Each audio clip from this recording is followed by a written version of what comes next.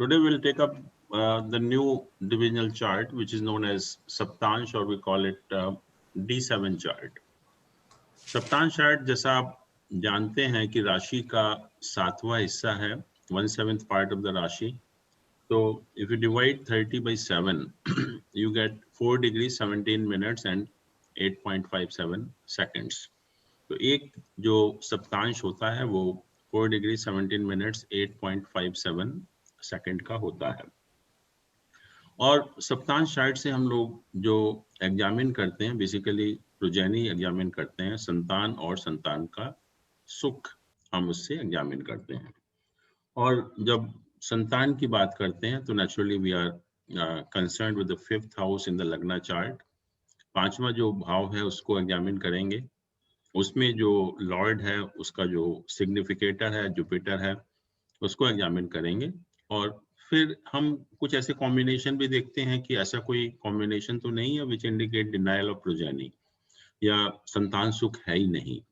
अगर ऐसा कोई कॉम्बिनेशन है फिर naturally there is no need to go to D7 chart. फिर क्योंकि मैंने कहा था कि जो बेसिक इंडिकेशन है हमें किसी भी इवेंट का, that we should get from the lagna chart. अगर लग्न चार्ट से ही अगर डिनायल है प्रोजेनी का तो फिर हम लोग सप्तांश चार्ट को नहीं देखते. और जहां तक सप्तांश चार्ट बनाने का प्रश्न है कि दो तरह के साइन होते हैं, ऑड साइन और इवन साइन. ऑड साइन में पहला सप्तांश उसी साइन से शुरू होता है. मान लीजिए अगर एरीज साइन है तो पहला सप्तांश एरीज से शुरू होगा, जेमिनी है तो पहला सप्तांश जेमिनी से शुरू होगा, लियो है तो पहला सप्तांश लियो से शुरू होगा. और इवन साइन में first saptamsha is 7th from the sign. अगर मतलब सेकंड साइन है या टॉरस साइन है तो उसमें पहला सप्तांश जो है वो स्कॉर्पियो या 8 नंबर होगा, 7th फ्रॉम द साइन. तो इस तरह से हम इस चार्ट को बनाते हैं और चार्ट से हम प्रोजेनी और प्रोजेनी का सुख एग्जामिन करते हैं. और जो भी डिटेल है प्रोजेनी के बारे में जो भी हम सोच सकते हैं, we will try to answer all questions with the help of this saptamsha chart. और जो प्रोजेनी से कनेक्टेड क्वेश्चंस हैं जो हम लोगों के माइंड में आते हैं या जो लोग पूछते भी हैं, कि जो सबसे इम्पोर्टेंट है, जो अभी भी आजकल के टाइम में भी हर व्यक्ति पूछता है कि मेल प्रोजेनी का सुख है या नहीं है, और वो हम लग्न चार्ट से नहीं बता सकते हैं. उसके लिए हमें D7 चार्ट की ही हेल्प लेनी पड़ेगी. फिर पूछते हैं कि किस टाइम होगी संतान, किस पीरियड में संतान होने की संभावना है. वो भी हम लग्न चार्ट से नहीं बता सकते, बट D7 चार्ट से बहुत आसानी से बता सकते हैं. तीसरा है कि एक पर्टिकुलर टाइम में जब हमने कहा कि संतान होने की संभावना है तो सेक्स क्या होगा, मेल होगा या फीमेल होगा, वो भी हम सप्तांश चार्ट की मदद से बता सकते हैं. कई बार ऐसा होता है कि वी गो फॉर एडॉप्शन, तो ऐसा भी कोई इंडिकेशन है कि जिसकी वजह से एडॉप्शन के लिए जाना पड़ेगा, या कोई ऐसी प्रॉब्लम है कि the disease of either male और फीमेल जेनिटल ऑर्गन्स की वजह से संतान नहीं होगी, वो भी हमें पता लग जाता है, so that we can go for some alternative means also. या कभी कभी ऐसा होता है कि एवरीथिंग इज फाइन, दोनों संतान मतलब प्रोड्यूस करने के कैपेबल हैं लेकिन नहीं चाहते, आइदर मेल और female, they don't want to have children actually. तो वो भी इंडिकेशन हमें इस सप्तांश चार्ट से पता लग जाता है. और इसके बाद भी एक बहुत बड़ी चीज है कि फीमेल के हॉरोस्कोप में कुछ कॉम्बिनेशंस होते हैं विच डिनाई द मदरहुड. तो सब कुछ ठीक लगेगा आपको, पूरा हॉरोस्कोप ठीक है, 5th हाउस बहुत अच्छा है, जुपिटर बहुत अच्छा है, लेकिन कुछ ऐसा कॉम्बिनेशन है which by which motherhood is being denied to that female. तो वो भी हमें कैसे पता लगेगा, that also we can find out from the saptamsha chart. तो इस तरह से सप्तांश चार्ट की हेल्प से we can answer all questions concerning with the progeny. So let us see.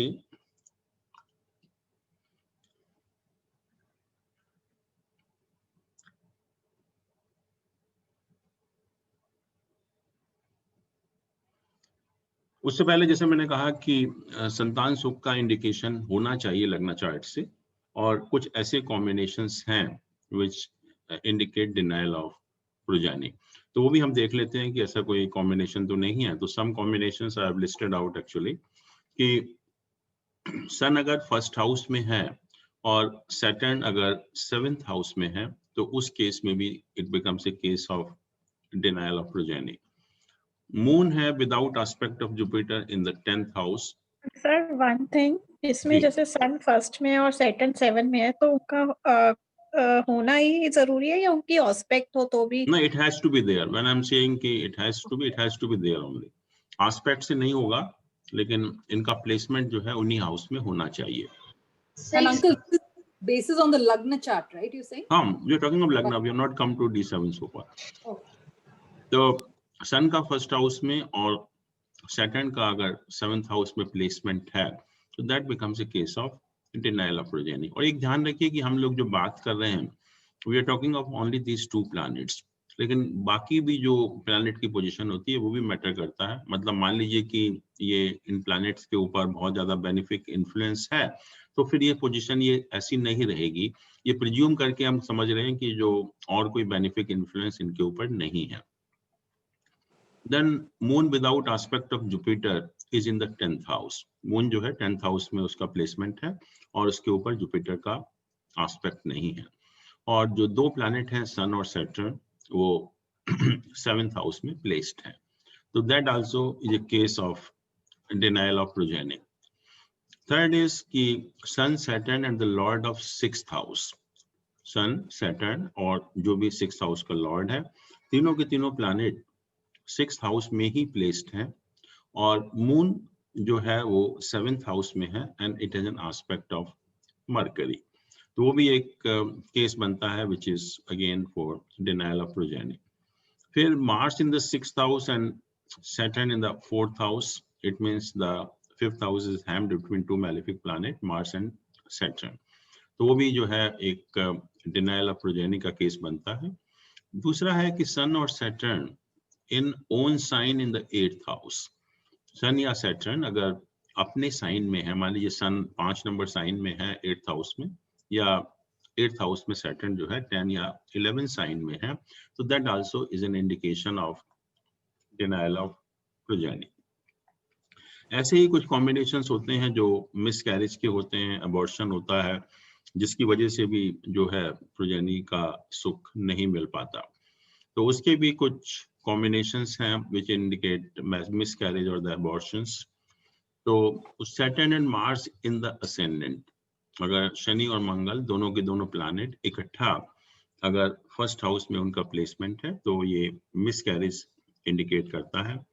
Moon in the ascendant in sign owned by Mars और Saturn, moon का ascendant में placement होना और साइन कौन सा होना चाहिए, which is owned by Mars और Saturn, that is 1, 8, 10 and 11। अगर 1, 8, 10, 11 साइन में मून अगर ascendant में प्लेस्ड है, तो वो भी एक मिसकैरेज इंडिकेट करता है। Sun and Rahu in the 5th और 7th हाउस, दोनों के दोनों इकट्ठा प्लैनेट सन और राहु 5th और 7th हाउस में प्लेस्ड होता है। फिर exchange of the lord of 5th and 12th house, 5th और 12th हाउस के लॉर्ड का आपस में एक्सचेंज है। और साथ में ये भी कहा कि इन दोनों प्लैनेट के साथ मैलिफिक प्लैनेट का भी एसोसिएशन होना चाहिए। जब 5th और 12th हाउस के लॉर्ड का एक्सचेंज है और ये दोनों प्लैनेट हैं, they should also have an association of malefic planets. फिर benefics in 8th house and malefics in 5th and 11th houses, तो वो भी एक इंडिकेशन है अबाउट द मिसकैरेज। फिर है sun and Mars in the 7th house, दोनों के दोनों इकट्ठा सन और मार्स 7th हाउस में, and lord of 5th house is placed in either of the 3 house, that is in 6, 8 और 12 हाउसेस। ये सारे इंडिकेशन है कि इंडिकेट करते हैं कि मिसकैरेज या अबॉर्शन होने के चांसेस होते हैं। अब क्वेश्चन ये है कि when somebody comes with the horoscope और ये लोग पूछते हैं कि संतान होने में कोई प्रॉब्लम तो नहीं होगी, मतलब both should be capable to reproduce, तो वो हम कैसे एग्जामिन करते हैं, क्योंकि ये बहुत एक इम्पॉर्टेंट क्वेश्चन होता है और जनरली सभी लोग पूछते भी हैं कि जब ये मेल फीमेल किसी का भी जब हॉरोस्कोप लेकर आते हैं शादी से पहले, कि इनकी संतान होने में कोई बाधा तो नहीं आएगी, संतान प्रोड्यूस हो जाएगी या नहीं होगी एक्चुअली में। तो उसका जो बेसिक है मेल फीमेल का, हम लोग their reproduction capacity we examine with the help of astrology, और उसको हम कहते हैं कि बीज एंड क्षेत्र। बीज is the seed and the क्षेत्र इज द सॉइल एक्चुअली। तो बीज हम देखते हैं फॉर द मेल एंड क्षेत्र और soil we see for the female. तो अगर बीज और क्षेत्र आर नॉट वेल प्लेस्ड और एफ्लिक्टेड, अगर मान लीजिए कि मेल के केस में अगर बीज वीक है तो नेचुरली ही is not able to produce, और ऐसे ही अगर फीमेल के केस में क्षेत्र या soil is not well placed afflicted, then the female is not able to produce actually. और ये भी कहा कि अगर बीज वीक है but soil is strong, then even then there are chances but it may be delay in the progeny. अब हम बीज और क्षेत्र एग्जामिन हम कैसे करते हैं, that is the main question. कहते हैं कि मेल में बीज एग्जामिन करने के लिए या उसकी रिप्रोडक्शन कैपेसिटी एग्जामिन करने के लिए we examine the lagna and the 5th house. Male के केस में उसकी जो रिप्रोडक्टिव कैपेसिटी एग्जामिन करने के लिए we examine 2 houses, one is the lagna and another is the 5th house. अगर ये दोनों हाउसेस वेल प्लेस्ड हैं, अगर दोनों हाउस वेल प्लेस्ड हैं, then the male is in a position to produce. और अगर ये एफ्लिक्टेड हैं दोनों हाउसेस, तो इसका मतलब the seed is dead and there no procreation power actually. तो मेल के केस में हम 2 हाउसेस को एग्जामिन करके 5th हाउस और लग्न को, अगर दोनों के दोनों वेल प्लेस्ड होते हैं, then male has a procreation power actually. But जहां तक फीमेल का सवाल है, जब हम सॉइल को एग्जामिन करते हैं तो हमें दूसरे हाउसेस देखने पड़ते हैं। वन इज द आरूढ़ लग्ना and second is the 9th house therefrom. Now question is ki what is Arur Lagna? Arur means the mirror image. तो हर हाउस का हम आरूढ़ निकालते हैं, तो ऐसे ही लग्न का भी हम आरूढ़ निकालते हैं। और लग्न का आरूढ़ या किसी भी हाउस का आरूढ़ निकालने का तरीका ये है कि हमें देखना है कि उस हाउस का लॉर्ड उस हाउस से कितना दूर है, और जिस पोजीशन में वो लॉर्ड होता है उससे उतना ही आगे हम और जाते हैं, तो दैट पोजीशन बिकम्स द आरूढ़ ऑफ दैट पर्टिकुलर हाउस। जैसे let me show you with an example.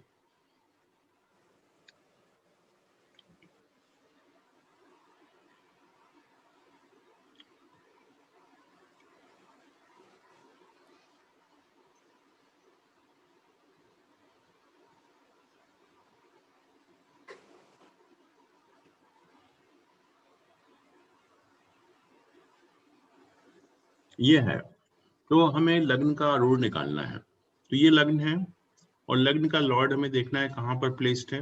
इस लॉर्ड इज मरकरी, और मरकरी का प्लेसमेंट यहाँ पर है 10th हाउस में। तो हमें 10th हाउस से 10th हाउस और जाना पड़ेगा, तो ये 7th हाउस आ गया। 10th हाउस से 10th हाउस आगे जाना पड़ेगा, तो it becomes the 7th house. लेकिन आरूढ़ के संबंध में 2 एक्सेप्शंस हैं। पहला एक्सेप्शन ये है कि आरूढ़ is never in the 1st house and the 7th house. आरूढ़ कभी भी 1st हाउस और 7th हाउस में नहीं होता, किसी भी हाउस का या किसी भी प्लैनेट का।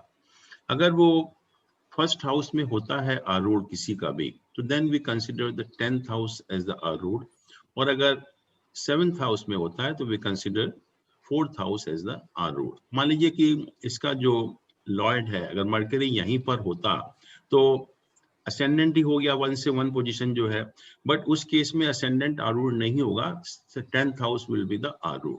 सेकंड केस में हो सकता है कि इसका लॉर्ड यहाँ पर है 4th पोजीशन में, तो 4th से 4th हम जाएंगे तो 7th हो गया, तो ये भी आरूढ़ नहीं होता, तो फिर हमें जो है 4th हाउस ही उसका आरूढ़ मानना पड़ेगा। तो 2 चीजें हो गई कि आरूढ़ निकालने के लिए हमें उस हाउस का लॉर्ड देखना पड़ता है, उस हाउस का लॉर्ड वहां से कितने दूरी पर है, कितने हाउसेस का उसमें डिस्टेंस है, उतने ही हाउस आगे हम उस लॉर्ड से जाते हैं। जैसे सिंपल तरीका मैंने बताया कि लग्न का आरूढ़ निकालना है हमें, तो लग्न से हमने 7th ये मरकरी की पोजीशन देखी which is in the 10th house. तो यहाँ से हम 10th और काउंट करेंगे, तो normally this should be the आरूढ़ लग्न। बट जैसे मैंने कहा कि 1st हाउस और 7th हाउस आरूढ़ नहीं होते हैं। अगर 7th हाउस आरूढ़ है तो ये 4th हाउस को आरूढ़ मानेंगे, और अगर 1st हाउस आरूढ़ है तो हम उसको 10th हाउस को मानते हैं। तो इस समय क्योंकि 7th आरूढ़ नहीं होगा तो इसलिए हम कहेंगे कि दिस इज द आरूढ़ ऑफ दिस लग्ना। आरूढ़ लग्ना is this house, not this house. तो ये हम आरूढ़ लग्ना हो गया। तो इसको हम एग्जामिन करते हैं 9th हाउस देयर फ्रॉम, और इससे जो 9th हाउस होता है उसको एग्जामिन करते हैं फीमेल के केस में। और भी एक एग्जाम्पल ले लेते हैं।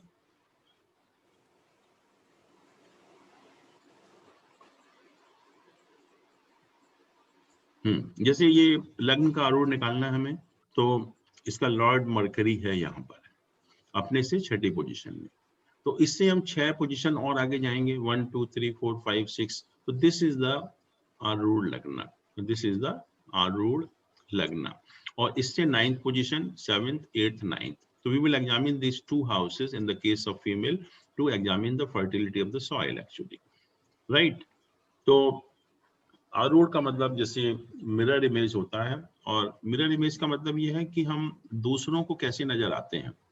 कभी कभी ऐसा होता है कि हम बहुत अच्छे हैं लेकिन हमें बहुत खराब समझते हैं लोग, या हम बहुत खराब हैं हमें लोग बहुत अच्छा समझते हैं। तो आपकी इमेज क्या है दूसरे लोगों के लिए, दैट इज आरूढ़, जिसका हम जेमिनी सिस्टम में यूज करते हैं कि हर हाउस का आरूढ़ निकाल कर then we try to make some predictions.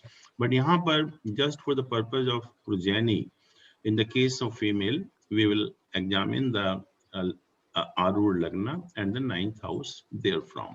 So these 2 houses will indicate the procreation power of the female.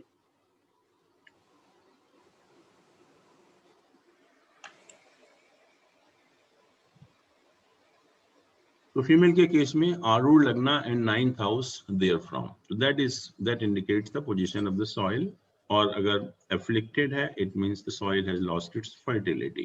और अगर afflicted तो सर ये 9th हाउस आरूढ़ लग्न से लिया जाएगा या नॉर्मली लग्न से 9th हाउस लिया आरूढ़ जाएगा? लग्न से, आरूढ़ लग्न and 9th house there from. हमें पहले आरूढ़ लग्न निकालना है और आरूढ़ लग्न से ही 9th हाउस लेना है। तो ये ध्यान रखना है कि जो मेल की हम प्रोक्रिएशन कैपेसिटी एग्जामिन करते हैं वो लग्न और 5th हाउस से है, सिंपल। और फीमेल की जो फर्टिलिटी हम एग्जामिन करते हैं दैट इज फ्रॉम आरूढ़ लग्न and the 9th house there from.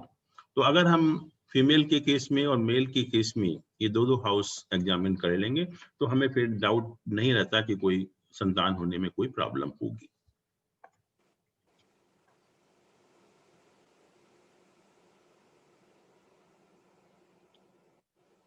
Now, as far as the planets are concerned, कुछ प्लैनेट भी हैं जो कि बहुत इंपॉर्टेंट रोल प्ले करते हैं इन द प्रोक्रिएशन एक्चुअली।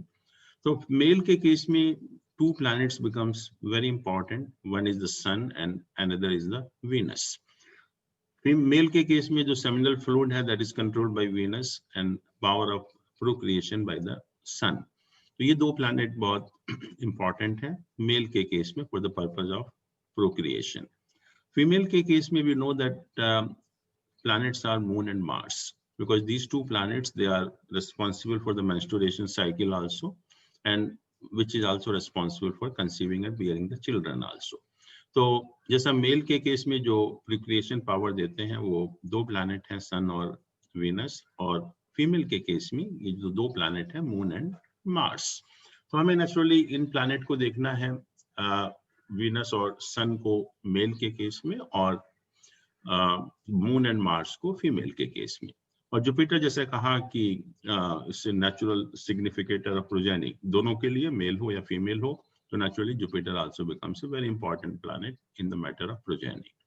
तो हम क्या करते हैं कि हम मेल के केस में 3 प्लैनेट को एग्जामिन करते हैं, sun, Venus and Jupiter, whereas in the case of female we examine 3 planet, moon, Mars and Jupiter। और कहा कि इन प्लैनेट की पोजीशन अच्छी होनी चाहिए, और मेल के केस में जो हम प्लैनेट की पोजीशन अच्छी मानते हैं कि if they are placed in the odd sign, और ऐसे ही फीमेल के केस में जो प्लैनेट वेल प्लेस्ड है if they are placed in the even sign. और हम इसके बाद हम क्या करते हैं, just to confirm their procreation power, we find out, we calculate we call them the Bij Sputa and the Kshetra Sputa।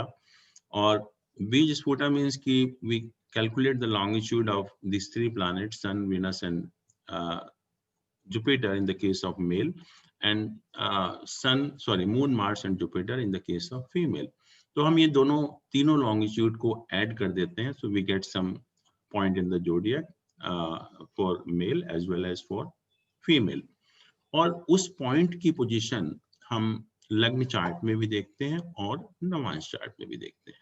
हमने क्या किया कि मेल के केस में सन, वीनस और जुपिटर के लॉन्गिट्यूड को ऐड कर दिया, और लॉन्गिट्यूड को ऐड करने के बाद we get some point in the zodiac. कौन सा पॉइंट है, कौन सा साइन है, that we have to C.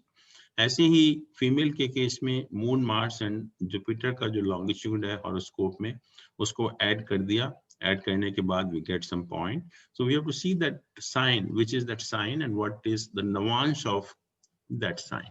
So these two we have to see, and depending on that again we try to confirm कि उसकी जो reproduction capacity है, procreation power है या fertility है, वो है या नहीं है।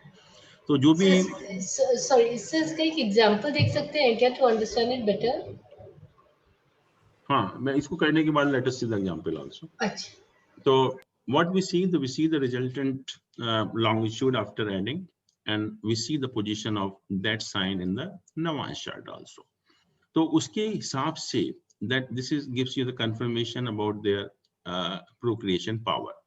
मेल के केस में कहा कि जो resultant sign आया और उसका जो नवांश का साइन आया, अगर दोनों odd sign हैं, 1, 3, 5, 7, 9, 11 है, then power of reproduction is assured. Then there is no doubt at all. ये अगर मेल के केस में अगर ये हमने बीज स्फुटा जो कैलकुलेट किया, उसका साइन भी ऑड है और उसका जो नवांश साइन है वो भी अगर ऑड है, दोनों के दोनों, तो हम कहते हैं कि power of reproduction is assured. लेकिन अगर साइन ऑड है और नवांश का साइन इवन है, नवांश जो साइन आया ऐड करने के बाद, दैट इज ऑड साइन, और नवांश का साइन जो है वो इवन साइन है, देन इससे मिक्स्ड रिजल्ट या मतलब संभावना है, but there may be some delay also.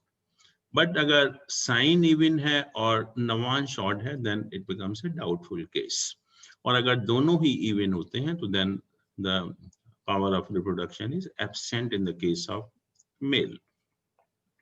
ऐसे ही हम फीमेल के केस में भी एग्जामिन करते हैं, और उसमें भी हम रिजल्टेंट साइन एंड नवांश जो मून, मार्स एंड जुपिटर के लॉन्गिट्यूड को ऐड करके आया, उसको हम देखते हैं। तो अगर ये दोनों इवन हैं फीमेल के केस में, then the power of fertility is assured, कोई प्रॉब्लम नहीं है फिर। लेकिन अगर साइन इवन है और नवांश ऑड है, तो then there may be delay in conceiving. और अगर साइन ऑड है, नवांश इवन है, then there may be some problem और it may be a doubtful case. But अगर दोनों ही ऑड होते हैं अगर फीमेल के केस में, then power of fertility is absent. और कैसे, जैसे आप कह रहे हैं, तो let us see take an example also.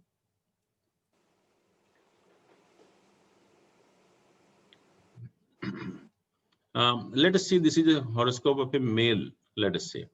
तो मेल में हमने क्या किया कि हम वीनस, सन और जुपिटर के लॉन्गिट्यूड को ऐड करेंगे, वीनस, सन एंड जुपिटर। तो वीनस का जो लॉन्गिट्यूड है यहाँ पर आप ये देख रहे हैं,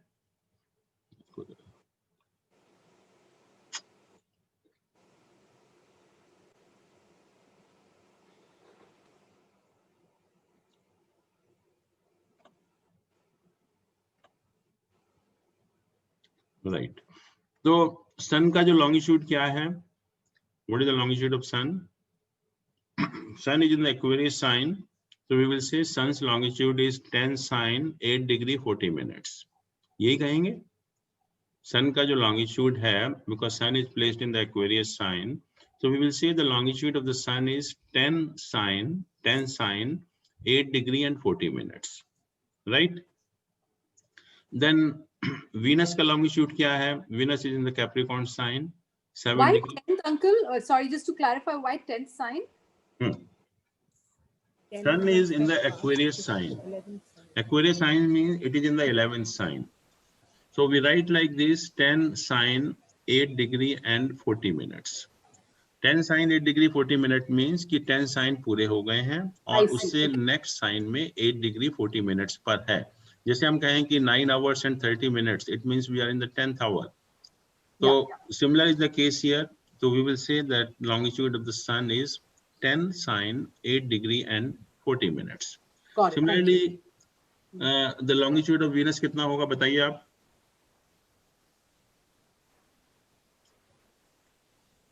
Nine Nine sine 9 sin of 7 degree 48 degree. Very good. So 48 we say the longitude of the Venus is 9 sine 7 degree and 48 minutes. Then we see the longitude of Jupiter also. What is that? 8 8 sine sin 8 5 sine 23 minutes. 5 degree 23 minutes. So these three longitude we got. We just add these three. तो अगर हम इनको add करेंगे तो it comes to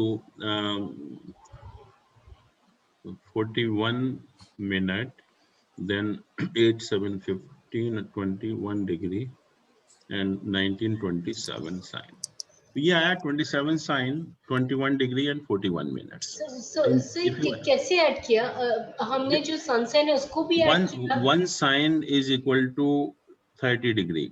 One sine Okay. is equal to 30 degree. Okay. And 1 degree is equal to 60 minute. All right. One sine is equal to 30 degree and 1 degree is equal to 60 minute. So first longitude of sun is 10 sine 8 degree 40 minutes. Longitude of Venus is 9 sine 7 degree 48 minutes. Correct. And longitude of Jupiter is 8 sine 5 degree 23 minutes. 20. तो अगर आप सारे minutes को add करेंगे it comes to 101. तो 101 में 41 रखा हमने, 1 डिग्री इधर कैरी ओवर कर दिया, तो 9 7 16 प्लस 5 21 डिग्री हो गया, और साइन को हमने ऐड किया तो 10 plus 9 plus 8 that is 27 sign. तो इस 27 साइन में से we will just remove the multiple of 12 signs. Multiple of 12 signs. So the answer is 3 sine 21 degree and 41 minutes.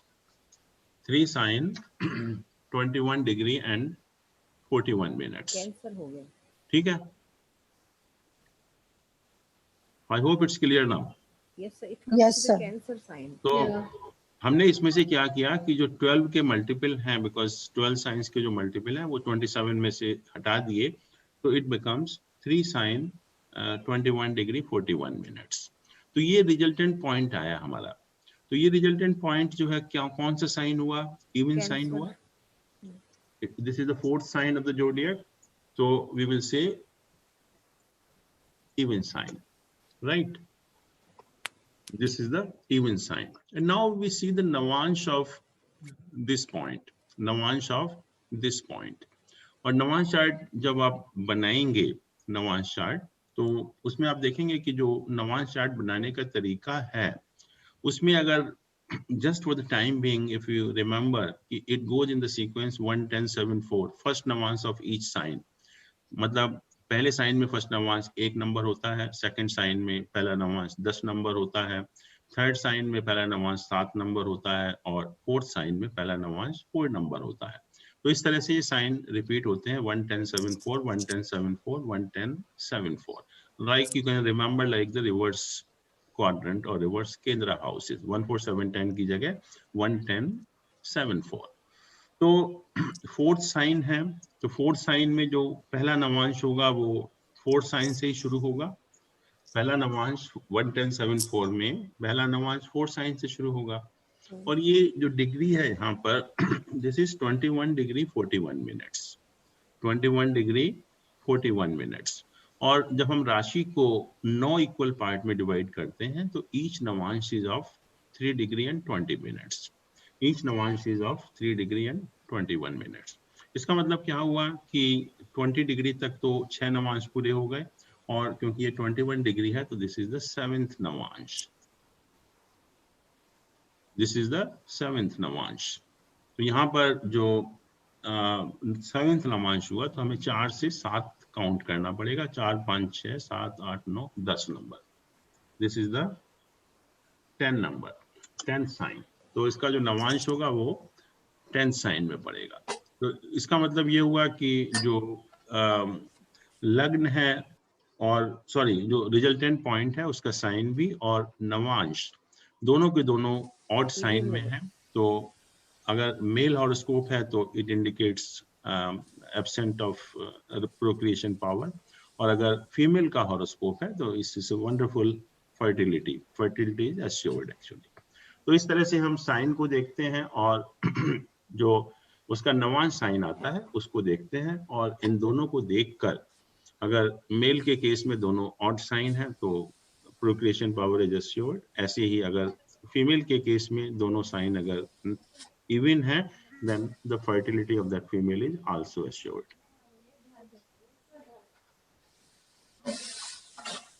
तो इस तरह से हम एग्जामिन करेंगे about the procreation power and the fertility of the male and the female, क्योंकि ये बहुत आपको करना पड़ेगा, क्योंकि बहुत कंसर्न होता है हर आदमी की ऐसे मैरिज तो हम कर देते हैं, लेकिन आपको ये भी देखना है कि संतान होने में तो कोई बाधा नहीं आएगी। तो आप इस तरह से पूरा अगर उसका जो हाउसेस हैं, मेल के केस में lagna and the 5th house और फीमेल के केस में आरूढ़ लग्न and the 9th house there from, इन दोनों को एग्जामिन करेंगे और इस तरह से भी जो बीज और क्षेत्र स्फुटा निकाल कर आप पता लगा सकते हैं कि कोई प्रॉब्लम तो नहीं है। Now how to examine the D7 chart. और किसी भी डिविजनल चार्ट हो कोई भी, उसको सबसे पहले मैंने कहा कि ascendant is the most important position of that divisional chart. तो जब तक असेंडेंट स्ट्रांग नहीं होगा, जब तक उस डिविजनल चार्ट का लग्न स्ट्रांग नहीं होगा, तब तक हमें उस लाइफ के एस्पेक्ट का सुख नहीं मिलता। आप कुछ भी कर लीजिए, 5th हाउस लग्न चार्ट में कितना भी स्ट्रांग क्यों ना हो, जुपिटर कितना भी स्ट्रांग क्यों ना हो, आपकी progeny and progeny happiness is 100% indicated in the Lagna chart. But in case the Lagna of D7 or the Saptan chart is not well placed, it is afflicted, then you cannot have progeny and the happiness therefrom. वो impossible है। तो किसी भी divisional chart में ये बहुत हमें ध्यान रखना पड़ता है कि आगे बढ़ने से पहले या उस डिविजनल चार्ट को फर्दर एग्जामिन करने से पहले हम देख लें कि उस चार्ट का लग्न स्ट्रांग है या नहीं है। क्योंकि लोग गलती कर जाते हैं कि वो लग्न नहीं देखते और बाकी चीजें हम देखते रहते हैं, फिर हमको रिजल्ट आपको नहीं मिलते। बट अगर लग्न स्ट्रांग नहीं है उस डिविजनल चार्ट का, तो हमें संतान सुख नहीं मिल सकता। अब बाकी प्लैनेट या कुछ भी कितना भी स्ट्रांग क्यों ना हो, क्योंकि मैंने ये भी कहा था कि जो इंडिकेशन हमें मिलते हैं लग्न चार्ट से, we try to confirm with the help of divisional charts, और जब तक डिविजनल चार्ट उसको कंफर्म नहीं करेंगे तब तक हमें उस लाइफ के एस्पेक्ट का सुख नहीं मिलेगा। तो इसलिए लग्न चार्ट से कुछ भी इंडिकेशन हो, कैसा भी इंडिकेशन हो, लेकिन that should get the confirmation of the divisional chart also. तो सबसे इम्पोर्टेंट है कि संतान सुख प्राप्त करने के लिए सप्तांश चार्ट में लग्न का स्ट्रांग होना बहुत जरूरी है। दैट इज द बेसिक या मैंडेटरी रिक्वायरमेंट फॉर संतान सुख। Excuse me sir. अब जो हाँ बताइए सर, जब हम मैरिज के लिए देखते हैं तब हमने डिस्कस किया था कि 1st house, 2nd house, 4th house, 8th house and 12th house must be seen, right. तो we should also see the 5th house then and there only sir, क्योंकि प्रोजेनी के लिए ही तो शादी की जाती है। देखिए, there are two different issues. One is the marital happiness. तो जरूरी नहीं है कि, जैसे मैंने कहा कि आजकल तो बहुत केस ऐसे होते हैं कि सब कुछ ठीक है but they don't want to have progeny, they don't want to have children actually. तो मैरिटल हैप्पीनेस का संतान से बहुत ज्यादा रिलेशन नहीं है। कभी कभी आपको अडॉप्शन भी कर लेते हैं, या बहुत से लोगों की संतान नहीं होती, इसका मतलब ये नहीं होता कि रिलेशन खराब हो जाएंगे। और जो हम मैरिज की हम बात करते हैं वो आपस में रिलेशन की बात करते हैं, उसमें संतान का कोई, ठीक है, होना अच्छी बात है, that is the basic purpose of the marriage also, but उसकी वजह से हो सकता है रिलेशन में कोई इफेक्ट नहीं आएगा। आपस में रिलेशन में क्यों इफेक्ट आएगा? तो इसलिए हम 5th हाउस को नहीं देखते। जब मैरिटल हैप्पीनेस को हम एग्जामिन करते हैं तो at that time we don't see the 5th house because that is unconcerned about the relation of the two persons. तो संतान सुख, बट क्योंकि लोग पूछते हैं, जरूरी भी है मैरिज के लिए, और ये पर्टिकुलरली जो पेरेंट्स होते हैं लड़के लड़की के, वो उनका सवाल होता ही है कि संतान सुख में तो कोई प्रॉब्लम नहीं होगी, वो चाहते भी हर आदमी अपना वंश आगे बढ़े, तो इसलिए उस एंगल से इम्पोर्टेंट हो जाता है। तो इसलिए हम इसको सेपरेटली ही एग्जामिन करते हैं अगर कोई हमसे पूछता है तो। Okay, thank you sir. तो सबसे इम्पोर्टेंट हुआ लग्न हुआ सप्तांश चार्ट का। अगर लग्न स्ट्रॉन्ग है, well placed, then it indicates, it confirms the progeny and the progeny, happiness from the progeny. Second question जो सबसे इम्पोर्टेंट क्वेश्चन है, जो मैं कहता हूं कि लोग पूछते हैं कि मेल प्रोजेनी का सुख है या नहीं है, and that is the question which is invariably asked by anybody, everybody rather, और उसका जवाब देना बहुत मुश्किल है। अगर हम, जब तक हमको नॉलेज नहीं होगी कि डिविजनल चार्ट हम कैसे देखते हैं, हम नहीं जवाब दे सकते उसका। अब लग्न चार्ट से कोई ऐसा चीज नहीं है या कोई ऐसा हम एग्जामिन करके नहीं बता सकते कि मेल प्रोजेनी का सुख है या नहीं है। We have to go for the saptamsha chart only for that purpose। और ये कहा कि लग्न के साथ साथ if Jupiter is also well placed in saptamsha chart, saptamsha chart में लग्न के साथ साथ अगर Jupiter is also well placed means कि it should be in the good house in the उपाच्य sthana, और its position should be good in the horoscope, तब तो मेल प्रोजेनी की पॉसिबिलिटी है। अगर लग्न के साथ साथ जुपिटर अगर वेल प्लेस्ड नहीं है तो मेल प्रोजेनी नहीं हो सकती, आप कुछ भी कर लीजिए। तो पहला क्वेश्चन जो इंपॉर्टेंट क्वेश्चन था, which everyone will ask, कि मेल प्रोजेनी का सुख है या नहीं है, तो उसके लिए आपको ये देखना है कि सप्तांश चार्ट में आपने लग्न तो देख लिया, क्योंकि वो तो बेसिक रिक्वायरमेंट है, मैंडेटरी रिक्वायरमेंट है, लेकिन मेल प्रोजेनी के लिए कि मेल प्रोजेनी का सुख है या नहीं है, उसके लिए आपको D7 चार्ट में जुपिटर का प्लेसमेंट भी देखना है। जुपिटर एफ्लिक्टेड नहीं होना चाहिए, it should be better placed in the upachaya sthana और त्रिकोण स्थान और द केंद्र स्थान, तो इंडिकेट करेगा कि हाँ मेल प्रोजेनी का सुख है। लेकिन अगर जुपिटर एफ्लिक्टेड है, Jupiter is not well placed in the D7 chart, then you can not have the happiness from the male progeny. तो ये क्वेश्चन का आपने जवाब दे दिया। द थर्ड क्वेश्चन इज कि व्हेन, कब होगा। तो आप देखेंगे कि सप्तांश चार्ट में जो प्लैनेट केंद्र और त्रिकोण के साथ एसोसिएटेड होते हैं, सप्तांश चार्ट में जो प्लैनेट केंद्र और त्रिकोण हाउसेस के साथ एसोसिएटेड होते हैं, मतलब 1, 4, 7, 10 and 5th and 9th houses, इनके साथ एसोसिएटेड होते हैं, उनकी जब दशा ऑपरेट होती है तब संतान होने की संभावना होती है, provided these planets are sufficiently strong.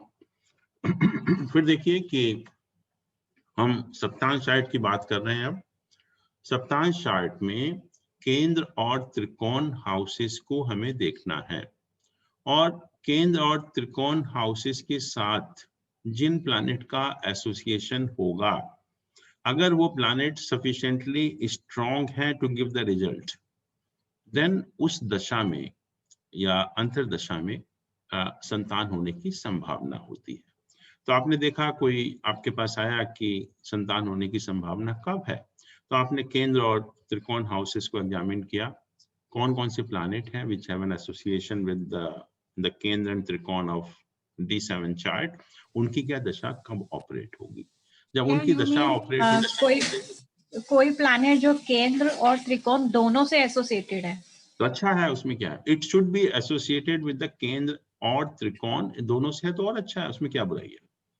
अगर एक से भी है तो भी वैलिड है ये point। हाँ हाँ बिल्कुल बिल्कुल, we will take lot of examples that will make you amply clear actually, तो और भी हम एग्जाम्पल भी लेंगे।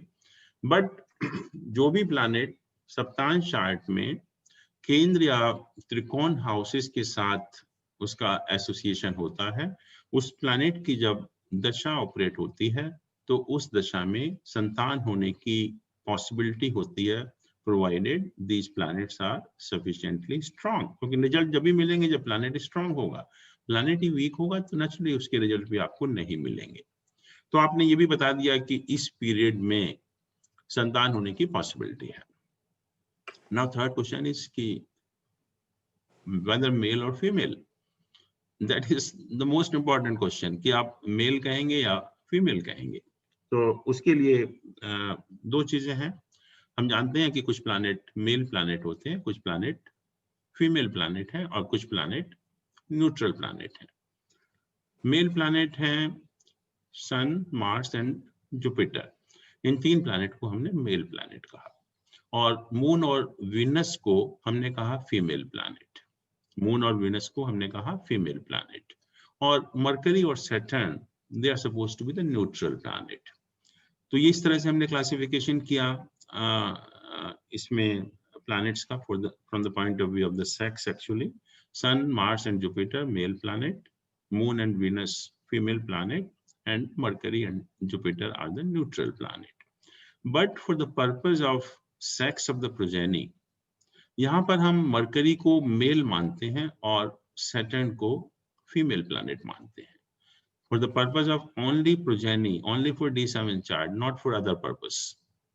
इस पर्पस के लिए कि बच्चे का सेक्स देखने के लिए कि एक पर्टिकुलर टाइम में जो संतान होने वाली है उसका सेक्स मेल होगा या फीमेल होगा, उस पर्पस के लिए हमने मरकरी को मेल माना और सैटर्न को फीमेल प्लैनेट माना।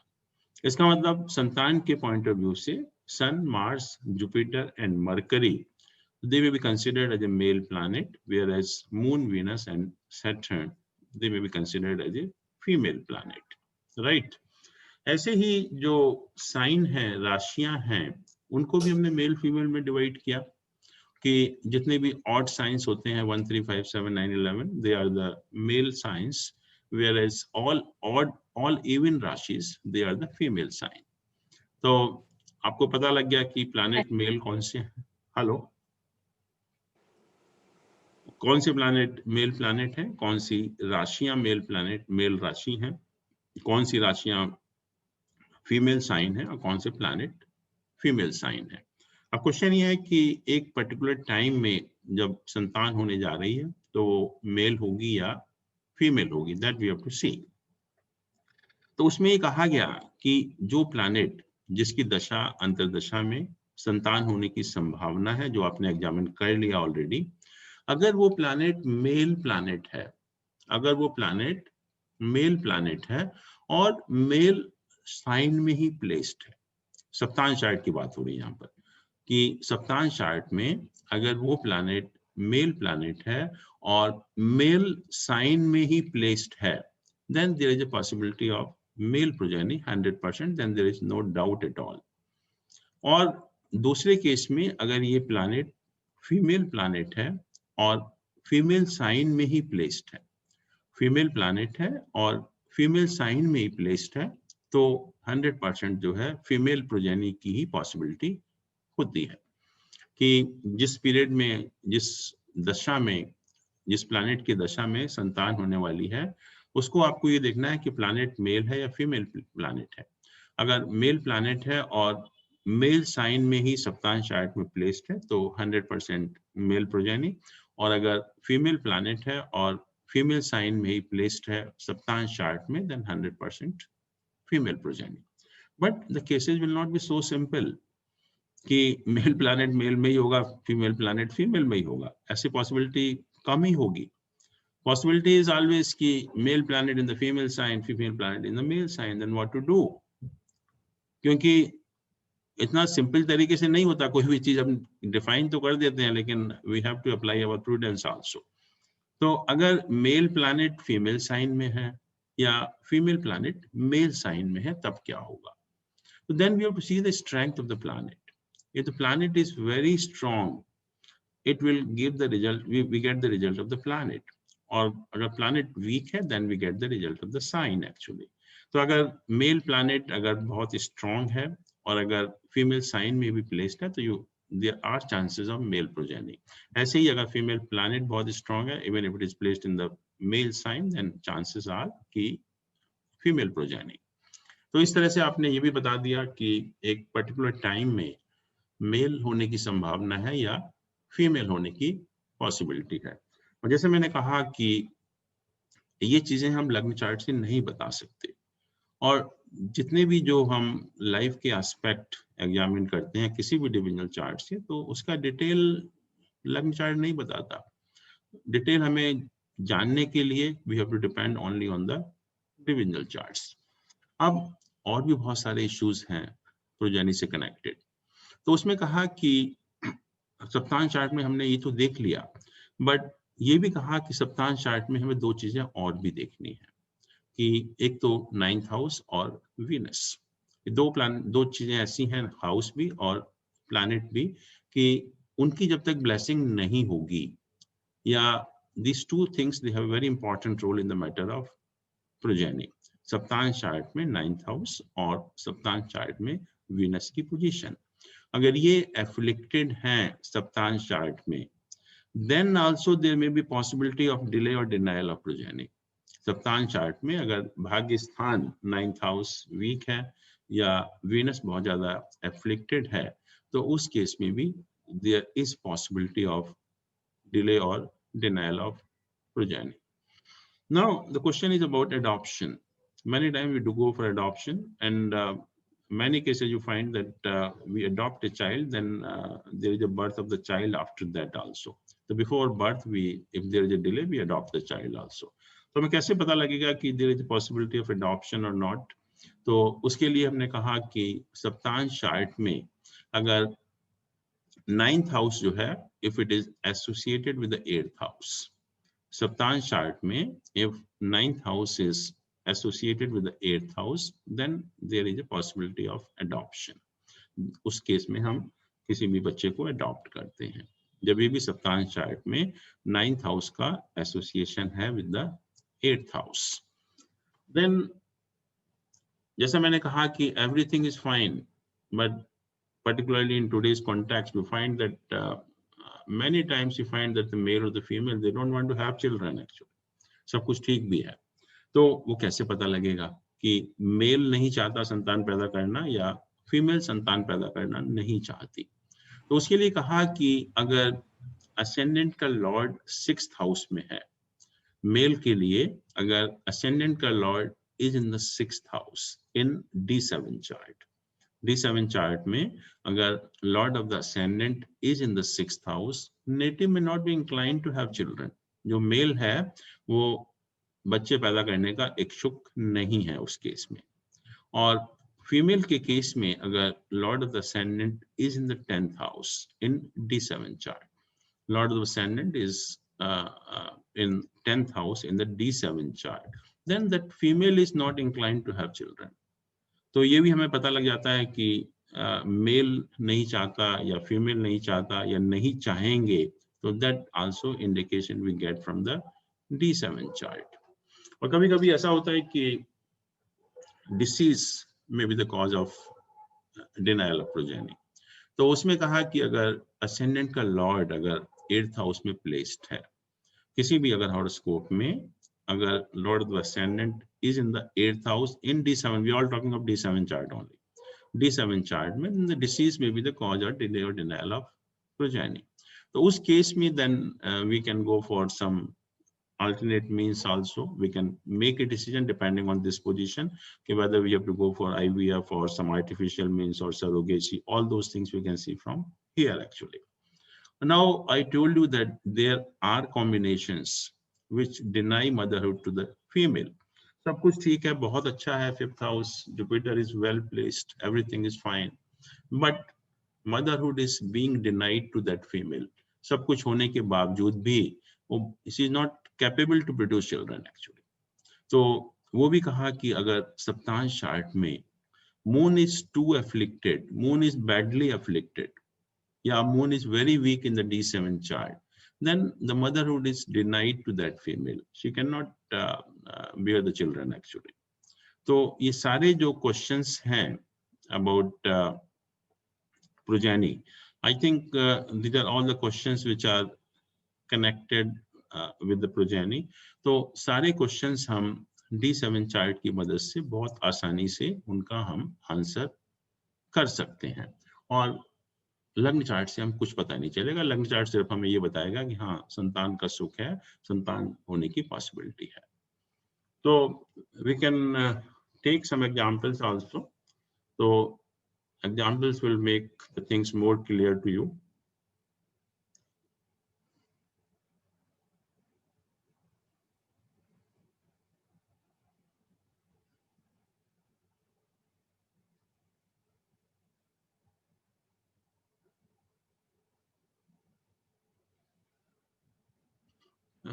Now you can see this is the Lagna chart. This is the, sorry.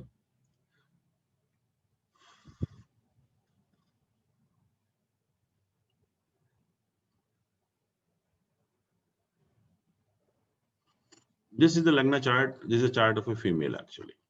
So we want to know the prospect of the progeny. तो हम 5th house को एग्जामिन करेंगे. तो यहाँ पर 5th house की क्या पोजीशन है? Can anybody tell me?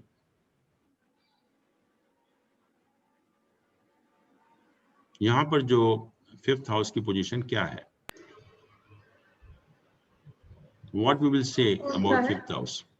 Sir इसमें 5th हाउस कौन सर त्रिकोण का लॉर्ड होके त्रिकोण में ही बैठा है. Exchange of जुपिटर अपने मून, हाउस को देख रहा है. जुपिटर जुपिटर देख रहा है. जुपिटर भी देख रहा है 5th हाउस को. Exchange of Jupiter and moon. Yeah, that is the main point actually.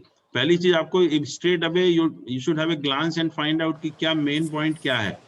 Main point is कि there is an exchange of these two houses, 5th and 9th house, and there cannot be a better exchange than this. क्योंकि हम पहले भी हम लोगों ने study किया था जब we talked about the various राज योगास, जब होलरी चार्ट हम स्टडी कर रहे थे, सॉरी होरा चार्ट उस दिन, तो कहा था कि अगर एक त्रिकोण का लॉर्ड दूसरे त्रिकोण के साथ एसोसिएटेड हो जाता है, that is the one of the most powerful राजयोग कंसर्निंग वेल्थ. तो यहाँ पर यही काफी है कि there is an exchange of the lord of 5th and 9th house. Then और भी अगर हम कहें कि Jupiter is placed in the 9th house, Jupiter is having an aspect on the 5th house, right? तो there is absolutely no problem because not even a single malefic planet is having an aspect on this house. एक भी जो malefic planet है वो कोई इसके ऊपर association नहीं है. तो तनिक सा भी मतलब जरा सा भी डाउट नहीं है हमें इसके बारे में कि संतान होने में कोई प्रॉब्लम हो, डिले, डिनायल या कोई भी चीज ऐसी नहीं है, because they can not be a better position than this of the 5th house, जबकि 5th और 9th हाउस के लॉर्ड्स का आपस में एक्सचेंज हो रहा हो. सर जुपिटर उसका लॉर्ड भी है, उसकी एस्पेक्ट भी है जुपिटर की, और साइन भी है. This is what I am saying कि बट सर लग्न लॉर्ड तो 8th हाउस में बैठा है, तो उसे कैसे प्रेडिक्ट करेंगे? हम संतान की बात कर रहे हैं अभी. नहीं लग्न सर, की तो आप लग्न और 5th हाउस बोला था ना आपने देखने के लिए. This is the horoscope of a female. Okay okay, sorry sir. Yeah.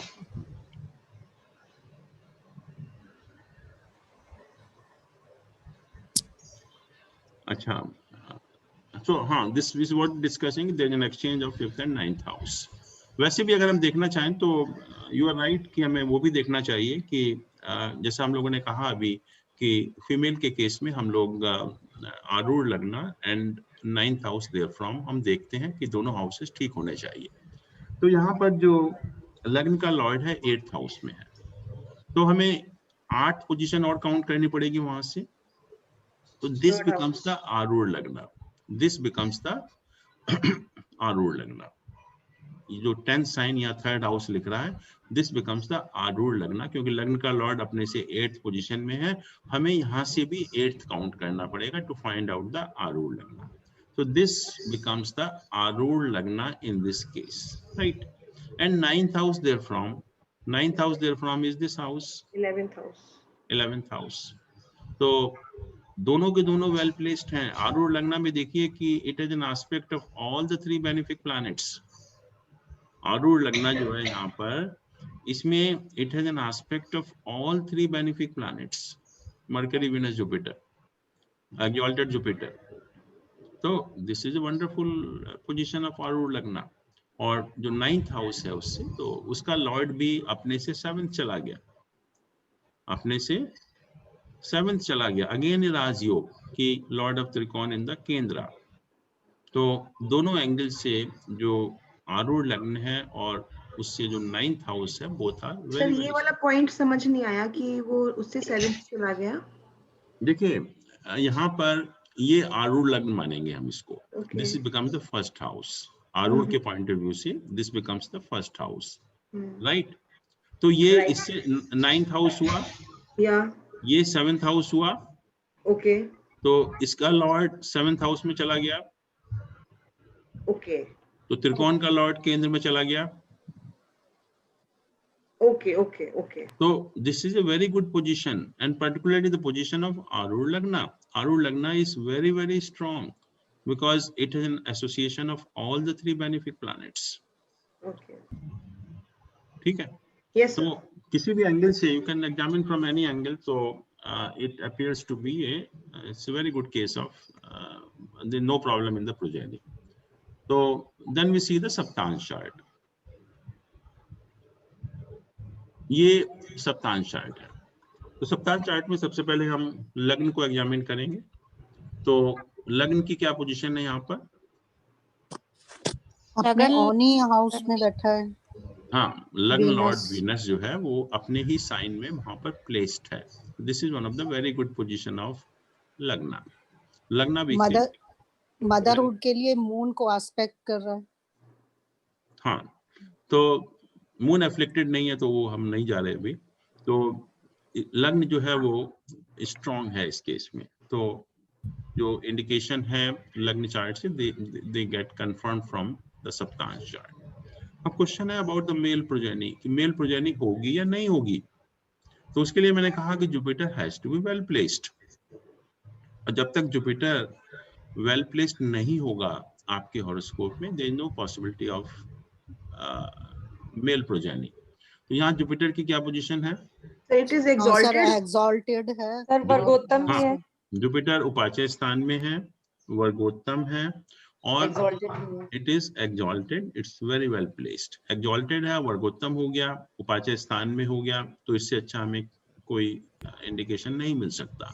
तो दोनों चीजें ये कंफर्म करती हैं कि संतान सुख में कोई प्रॉब्लम नहीं है और साथ में मेल प्रोजेनी में भी कोई प्रॉब्लम नहीं है। अब when she got married, she was running the dasha of Ketu. She was running the dasha of Ketu. और she got married somewhere in 2007 or 2000 towards the end of 2007 in the dasha of Ketu Venus. तो 2014 तक ये केतु की दशा चल रही है और हम जानते हैं and what we know that Ketu doesn't help in all these things. Ketu is not a material planet. Ketu is unconcerned with all these aspects. So normal case में unless we could have seen this सप्तांश chart, we could have said कि केतु की दशा है तो ऐसी दशा में संतान होने की कोई पॉसिबिलिटी नहीं है 2014 तक। यही कहेंगे आपको कि केतु में इस टाइप के रिजल्ट आपको नहीं मिलते हैं। But Ketu Venus is but sir Mars और Venus is जुपिटर की stronger जो than Ketu. अंतर्दशा आएगी तब। है जी, हाँ सर, मार्स और जुपिटर की अंतर्दशा आएगी जब पॉसिबिलिटी हो सकती है। नहीं मैंने ये कहा कि केतु जो है नॉर्मल केस में जो संतान वगैरह सुख देने का कोई उसका कार्यक्रम या उसका कोई मतलब रोल नहीं होता उसमें जो है। तो सर लेकिन इसमें अगर बट लग्न जो में placed है अंतर्दशा जो का second लॉर्ड house, है सर उसकी स्ट्रेंथ देखी जाएगी।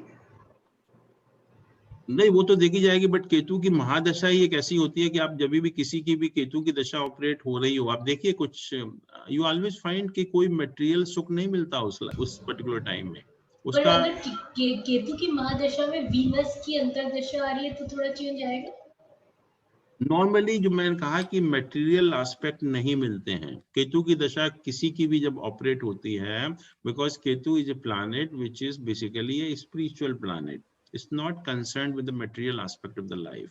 तो नॉर्मली आप देखेंगे कि जब केतु की दशा ऑपरेट होती है किसी भी व्यक्ति के उस दशा में कोई भी मटेरियल गेन नहीं होता है, भले ही कोई सा भी सब पीरियड क्यों ना हो।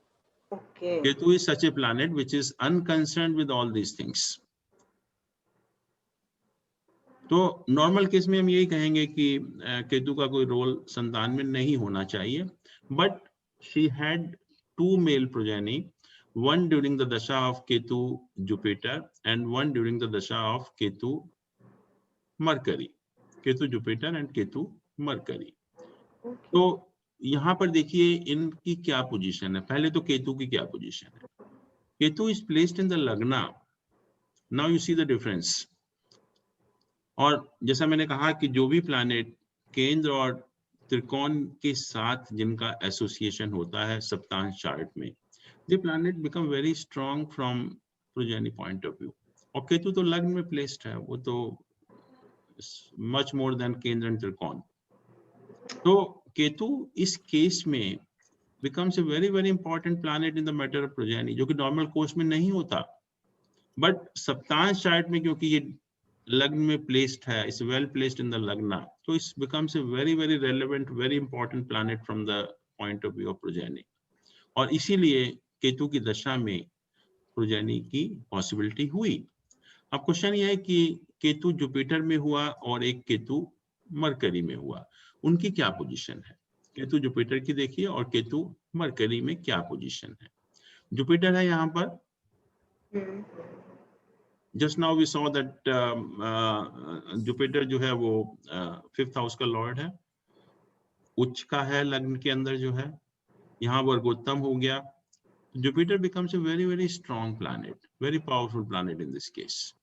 But अगर मेल साइन में प्लेस्ड होता तो we could have straight away said कि मेल प्रोजेनी है, but it is placed in the female sign. जैसे मैंने कहा कि इतना सिंपल नहीं होता कि मेल प्लैनेट मेल में ही होगा, फीमेल फीमेल में ही होगा. Now we have to see कि ये मेल प्लैनेट है, but it is placed in the female sign.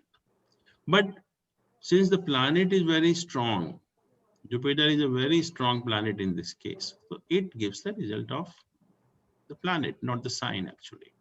So अगर ये planet weak होता तो then we could have expected कि something else, but since Jupiter is very strong planet in this case, so we definitely can say कि Jupiter के ही result मिलेंगे या male planet, male progeny होने की possibility होगी. दूसरा Ketu Mercury. What is the position of Mercury here? Mercury sir deviated. 11th from Again the Lord is Jupiter here. Jupiter के house में है.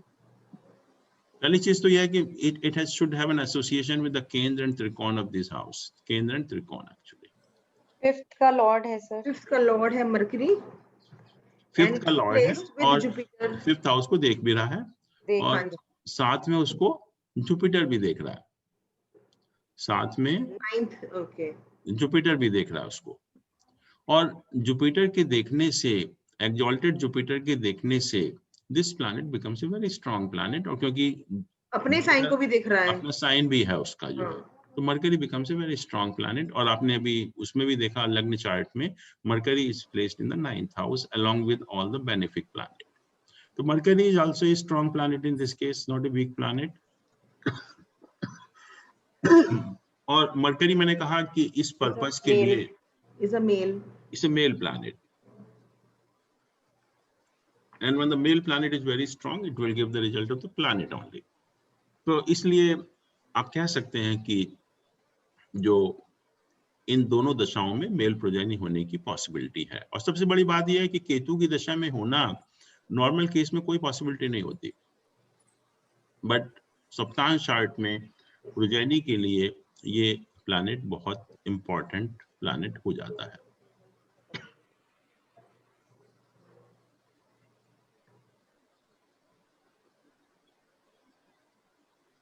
मेरी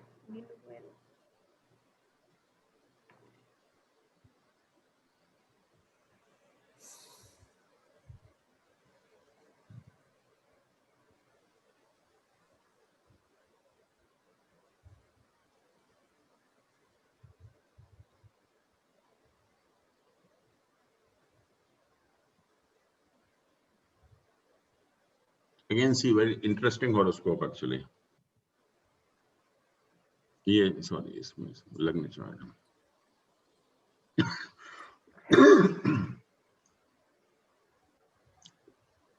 बताइए यहाँ पर क्या पोजीशन है.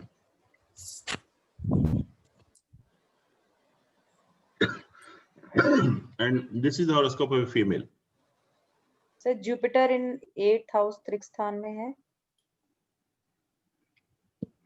Sir, fifth lord is at और Kendra. debilitating भी है। जी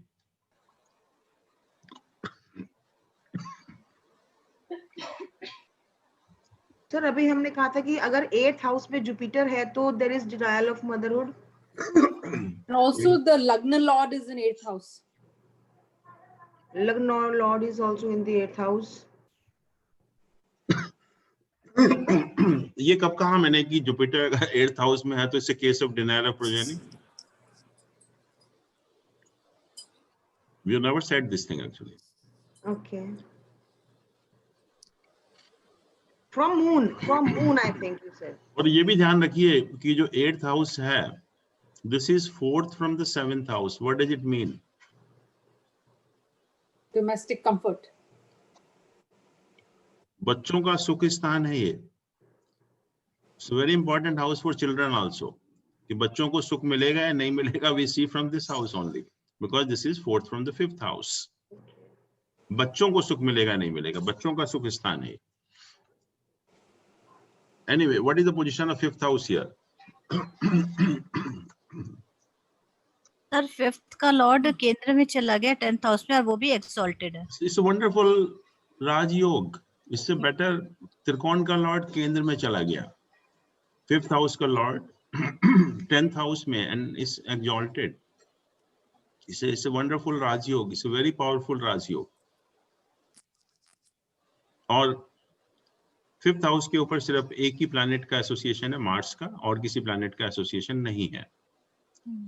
जुपिटर ऑफ कोर्स ये 8th हाउस में प्लेस्ड है, बट उससे इतना फर्क नहीं पड़ता। ठीक है, और कोई ऐसा एफ्लिक्शन नहीं है कि कोई इंडिकेट करे कि बहुत कोई प्रॉब्लम होगी संतान होने में। और वो भी हम देख लेते हैं जो अभी हमने कहा कि 9th आरूढ़ and the 9th house, there from. आरूढ़ की क्या पोजीशन है यहाँ पर? आरूढ़ जो है ये इसका लॉर्ड यहाँ पर है, थर्ड हाउस में आ रहा है। ये आ गया, ये और ये Right. दो जो है ये आरूढ़ हो गए। फिफ्थ ये जो थर्ड हाउस आरूढ़ हो गया और ये 11th हाउस इससे 9th हो गया। तो इनकी क्या पोजीशन है? आरूढ़ लग्न की क्या पोजीशन है? आरूढ़ लग्न लॉर्ड भी 8th हाउस में बैठा है और मार्स 10th में। आरूढ़ लग्न की क्या पोजीशन है यहाँ पर? Fifth lord and this lord are sitting together. Sun is sitting देखिए, with Saturn और ये जो यहाँ पर प्लैनेट हैं Jupiter mercury, they are having an aspect on this sign, 2nd house. Venus is having an aspect on this house. Okay. इसका मतलब इस लग्न के ऊपर तीनों बेनिफिक प्लैनेट का एसोसिएशन है। ये जो आरूढ़ लग्न है इसके ऊपर तीनों बेनिफिक प्लैनेट का एसोसिएशन है।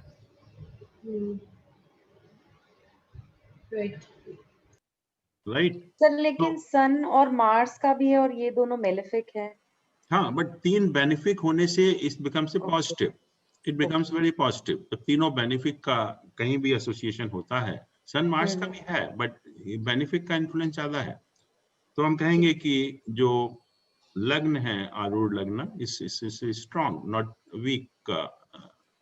सर लेकिन केतु की एस्पेक्ट भी 4th साइन पे पड़ रही है और सैटर्न की 5th साइन पे पड़ रही है। हाँ ठीक है, बट तीनों बेनिफिक भी हैं तो खराब नहीं है, मेरा कहने का मतलब है।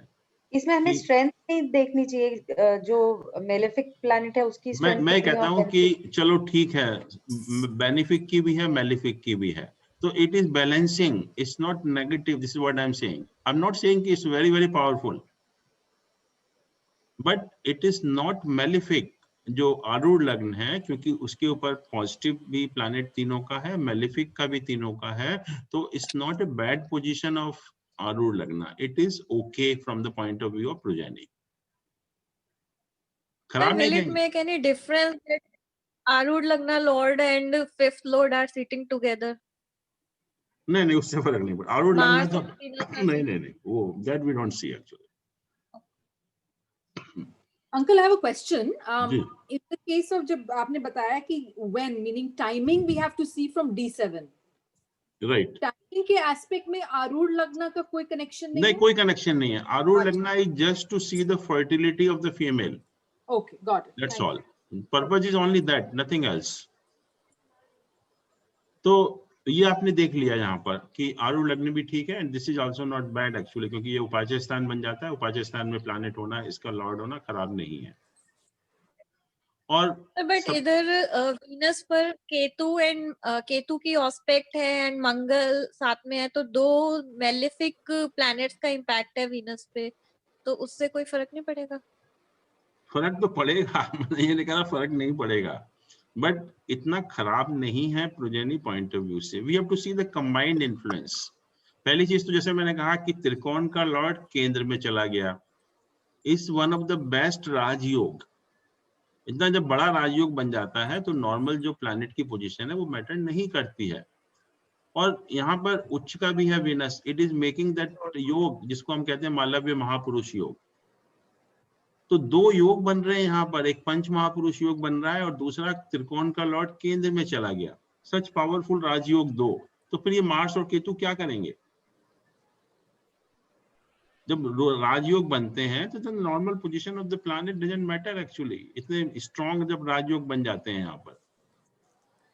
और मैं बात भी नहीं कर रहा, पोजीशन की भी बात नहीं हो रही है. अभी हम सिर्फ ये देख रहे हैं कि fifth house whether it is okay और not, whether there is any problem in the fifth house or not, whether there is any problem concerning progeny or not.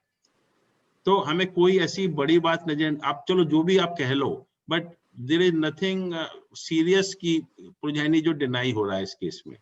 ये तो आप मानते हैं ना? इसमें कोई भी ऐसा नहीं है. But as I told you that Lord of fifth house in the 10th is a very very powerful Raj Yoga. Venus is making that Panch Mahapurush Yoga. So these two yogas in the 10th house are very very strong. तो ये Mars Ketu कुछ नहीं करेंगे इसका जो है. और सप्ताह चार्ट देखिए.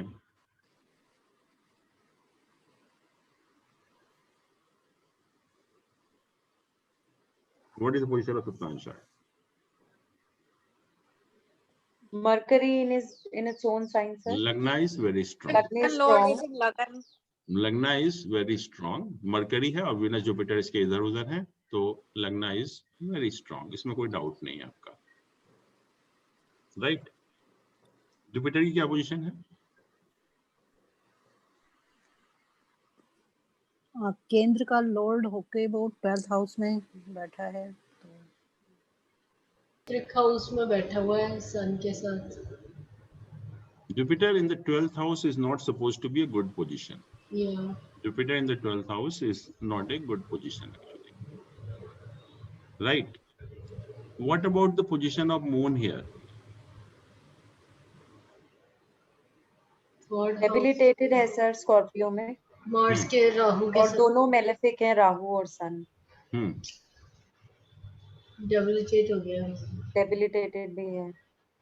सैटर्न भी उसको देख रहा है. सैटर्न भी देख रहा है.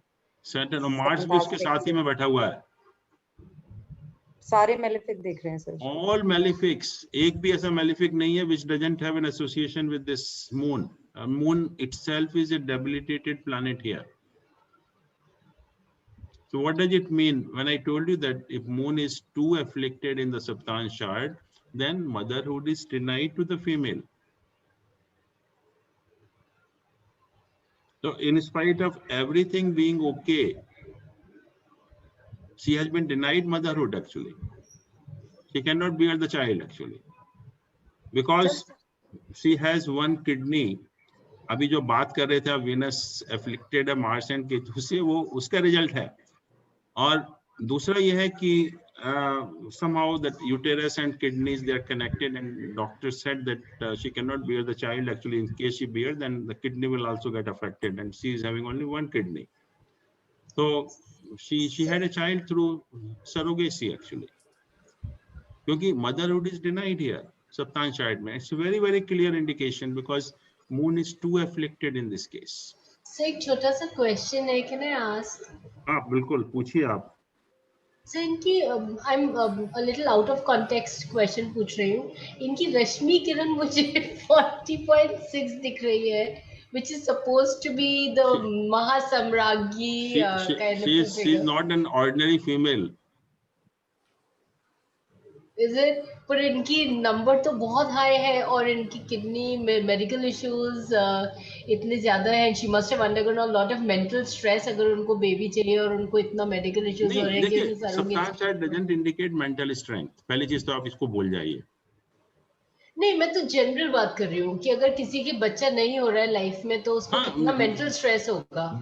That is denied because you can't see this from लग्न चार्ट. ये आपको सप्ताह चार्ट से पता लगेगा. इतने मेडिकल इश्यूज हो रहे हैं और रश्मि किरण इनकी इतनी अच्छी है, fantastic. She is a very powerful lady. Sir Saptamsa chart में जुपिटर अगर 8th हाउस में होता है तो आपने बताया था मदरहुड डिनाई होती है. नहीं बताया मैंने. I am getting confused. Moon अगर अफ्लिक्टेड है. 9th और नहीं सर, आपने शायद लग्न लॉर्ड अगर 8th में है. हाँ, लग्न लॉर्ड अगर 8th में होता है तो शायद वो बताया था मैंने कि the female may not be inclined to have children. Okay. तो ये इंडिकेशन है, ये मेंटल स्ट्रेस से मतलब नहीं है, बट सप्ताह chart doesn't confirm motherhood actually. And this is the actual horoscope. ऐसा भी नहीं कि कोई हमें टाइम का पता नहीं है. This is the right time and she got the child through surrogacy only.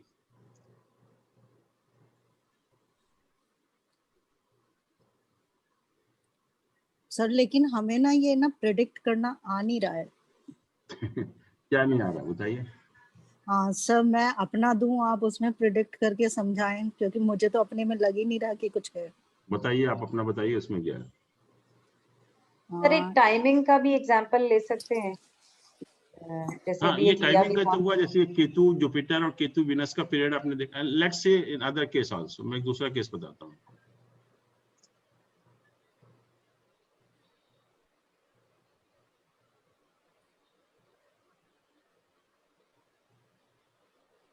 तो टाइमिंग का तो मुझे भी कंफ्यूजन हो रहा है because as I look at my own chart तो मेरा डिस्कस कर दोनों लीजिए. बच्चे आए हैं. They have come at a time when none of the planets in the kendra और त्रिकोण वर उनकी दशा में तो नहीं आए.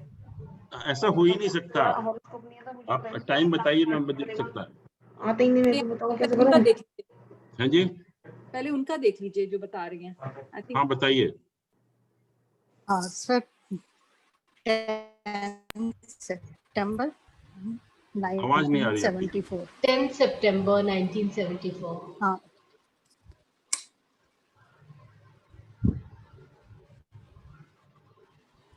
टाइम बताइए. सितंबर हाँ, सितंबर 9th आएगा. ओके. टाइम हाँ सर, 11:58 दिन का. AM. जी, जगह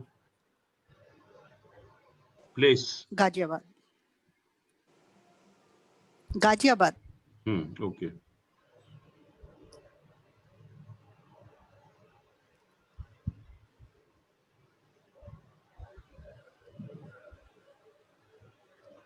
ये लग्न चार्ट है, राइट. अब लग्न चार्ट से क्या पोजीशन है मिलती है. Yes sir. 5th strong sir, त्रिकोण का केंद्र में है. त्रिकोण का लॉर्ड केंद्र में चला गया. That is sufficient. और Right. इसको मरकरी देख रहा है, उच्च का मरकरी देख रहा है, मार्स भी देख रहा है और राहु भी देख रहा है. तो it's not a bad position of the 5th house, क्योंकि त्रिकोण का लॉर्ड केंद्र में जाना that is a sufficient indication actually कि सब कुछ ठीक है. और आप ये बताइए कि संतान कब हुई आपके. सर एक किस ईयर बताइए. 97.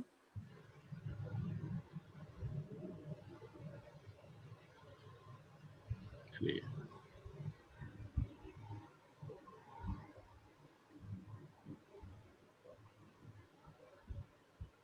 ये है 97. You are running the period of Jupiter Saturn. Jupiter and Saturn. Saturn. तो इसमें क्या हुआ, मेल हुआ फीमेल हुआ. हाँ sir, male child. Male child actually. तो इसमें आप देखिए कि that was Jupiter and Saturn period, Jupiter and Saturn period. तो पहली चीज तो ये Yes. कि whether they are associated with the kendra and trikona of D7 chart, वो हमें देखना है सबसे पहले। तो एसोसिएट हैं या नहीं, आप बताइए इसमें। सर सर सैटर्न तो 5th हाउस में है, त्रिकोण में सैटर्न है, तो 5th हाउस में प्लेस्ड ही है, और 7th का लॉर्ड भी है, केंद्र का लॉर्ड भी है, केंद्र का लॉर्ड भी है, और और जुपिटर जुपिटर भी त्रिकोण का लॉर्ड है 9th हाउस का। ओके, लेकिन वो सर 12th में बैठ गया है मून के साथ, और मून लग्न है, लग्न लॉर्ड है, तो हाँ। वो कैसे करेंगे मू- प्रिडिक्ट? इनका जो एसोसिएशन हो गया 9th 5th हाउस, नंबर में जो त्रिकोण से मार्स है वो association। 10th को ही देख रहा है, तो और मार्स अपने आप में खुद के ही घर में बैठा हुआ है, तो 5th हाउस में इनका मार्स भी स्ट्रांग है। नहीं, what we want to know whether Jupiter and Saturn, whether they have an association with the Kendra and Trikona of D7 chart. Okay, लेकिन बट वो 12th हाउस में बैठा है सर जुपिटर, और जो Jupiter in लग्न 12th लॉर्ड है वो भी 12th में बैठा है। हाँ, सर तो लेकिन मतलब इनको शायद नॉर्मल चार्ट्स की तरह हम एनालाइज नहीं करते। हाँ, नॉर्मल चार्ट की तरह नहीं करेंगे, but we have to see that ये planet lagna lord and Jupiter should be strong, ऐसे वीक नहीं होना चाहिए।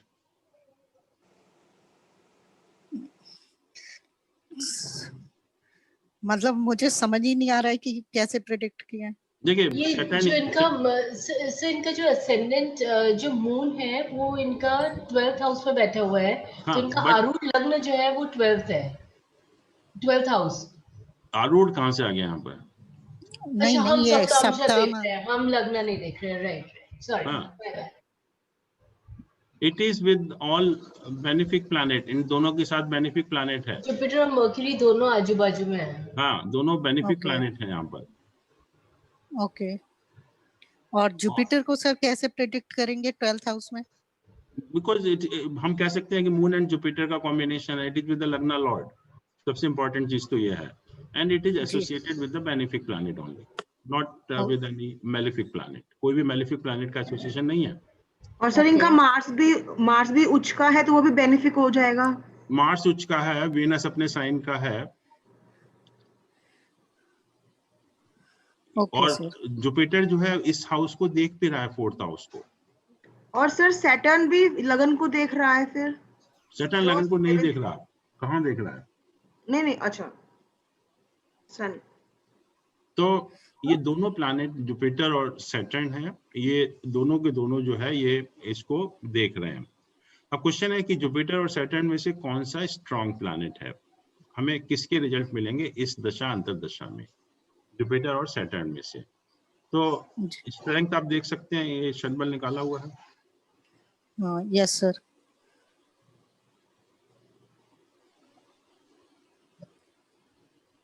किसकी ये स्ट्रेंथ ज्यादा? षटबल जो होता है ये लग्न चार्ट के अकॉर्डिंग ही होता है या हर चार्ट का अपना होता है? Shadbala is according to the lagna chart. Okay sir. Shadbala जो है वो लग्न चार्ट के हिसाब से होगा। सर जुपिटर की पावर ज्यादा है इसमें? Jupiter is more powerful. कहाँ है जुपिटर की पावर ज्यादा? जुपिटर की सर कम है। सैटर्न की ज्यादा है। हाँ सॉरी सैटर्न की ज्यादा है। नहीं, यहाँ देखिए ये कंपैरिजन नहीं है, यहाँ Jupiter is 6.7, Saturn is 6। Okay, तो Jupiter is stronger than Saturn. इस कंपैरिजन में मत देखिए, बिकॉज इनके जो मिनिमम रिक्वायरमेंट का अलग बात है, बट हम यहाँ अच्छा, देख रहे हैं कि स्ट्रेंथ कितनी है उस प्लैनेट की। तो जुपिटर आप देख रहे हैं 6.7 है और सैटर्न 6 है, यही स्ट्रेंथ है कैलकुलेट करके जो आई है। तो Jupiter is more powerful, so Jupiter will give you the result, not the Saturn. Okay. Jupiter is a male planet placed in the male sign. Yes sir. तो नेचुरली फिर वो मेल प्रोजेनी की possibility होती है। Okay. क्योंकि हमें जो strength हमें देखनी है, ये स्ट्रेंथ जो आई है यहाँ पर, this is the strength of each planet, और Jupiter is much more stronger than Saturn. तो इसलिए जो रिजल्ट आपको मिलेंगे जुपिटर के मिलेंगे। और जुपिटर की जो रैंक कब देखनी है हम? महादशा अंतरदशा में कंपैरिजन करते हैं विच वन इज स्ट्रॉन्गर, तब हम रैंक देखते हैं ना? रैंक नहीं देखते, स्ट्रेंथ ऑफ द प्लैनेट देखते हैं।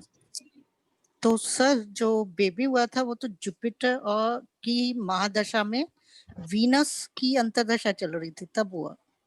वीनस का कहाँ, इन्होंने 97 बताया ना अभी। हाँ 97 अच्छा। तो जुपिटर सैटर्न का पीरियड है। ओके। तो ये हमें जब कंपैरिजन हम करते हैं इस पर्पस के लिए, तो we have to see the actual strength of these planets. तो जुपिटर और सैटर्न में जब हम कंपैरिजन करते हैं तो we get the result of Jupiter actually, because Jupiter is much more powerful than the Saturn. Yes sir.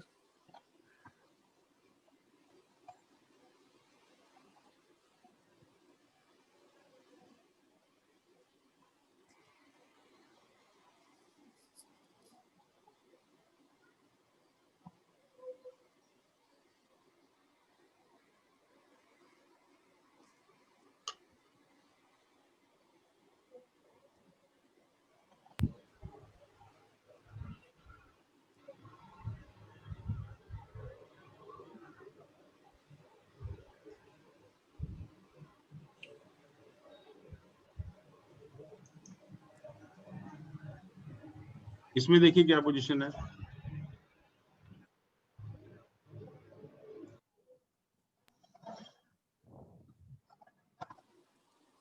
Fifth Lord 8th house में चला गया। सप्तांश है सर ये सप्तांश चार्ट ये है।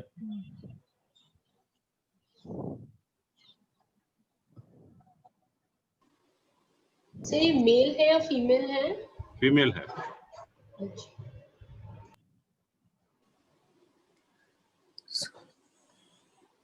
लग्न लॉर्ड एक्सॉल्टेड होकर 9th हाउस में त्रिकोण में बैठा है और फिफ्थ का लॉर्ड सेकंड में है।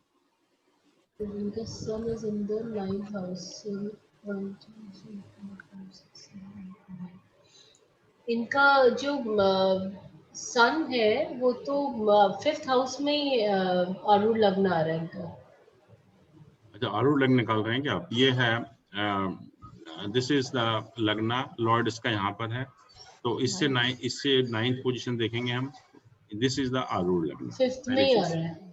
एंड लग्ना 9th from this is this house, मतलब फर्स्ट हाउस और 5th हाउस वही हो गए सेम, जो मेल के केस में होते हैं वही यहाँ हो गए। अभी दोनों हाउस की क्या पोजीशन है? सर स्ट्रॉन्ग है। जुपिटर है और वो सन है। Jupiter is well placed, correct. Lagna is well placed, right. Sir लेकिन आपने बताया था कि आरूढ़ लग्न अगर 1st और 7th में आए तो उसको नहीं लेते। 7th में नहीं आ रहा, आरूढ़ लग्ना इज दिस अच्छा house, okay okay okay okay 5th house है, उससे 9th आ रहा है। हाँ, बट मैंने कहा कि हाउस वही हो गए दोनों जो है। हाँ correct, right right. 5th and 9th। तो उस पॉइंट ऑफ व्यू से भी ठीक है, काफी अच्छा है। या इस इज अ गुड हॉरोस्कोप। और सप्तांश चार्ट में भी देखिए क्या पोजीशन है।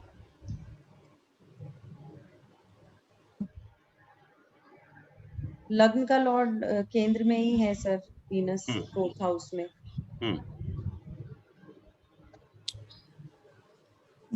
जुपिटर उपाचय स्थान अपने ही हाउस और अपने ही साइन में है।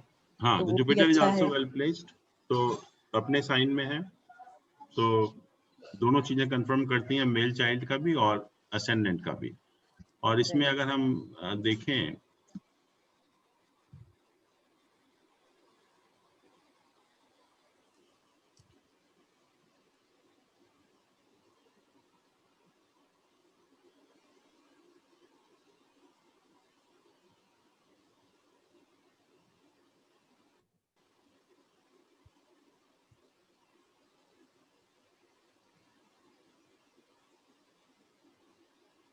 she had two sons, one during Sun Venus and another during Moon Rahu. So we have to see Sun Venus and Moon Rahu.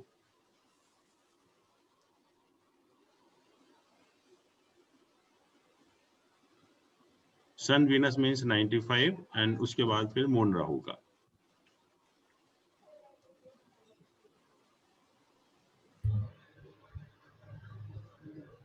बताइए सन वीनस कैसे कनेक्टेड है यहाँ पर? सर एक दूसरे को एस्पेक्ट केंद्र में कर है रहे हैं। Sir. They're in Kendra.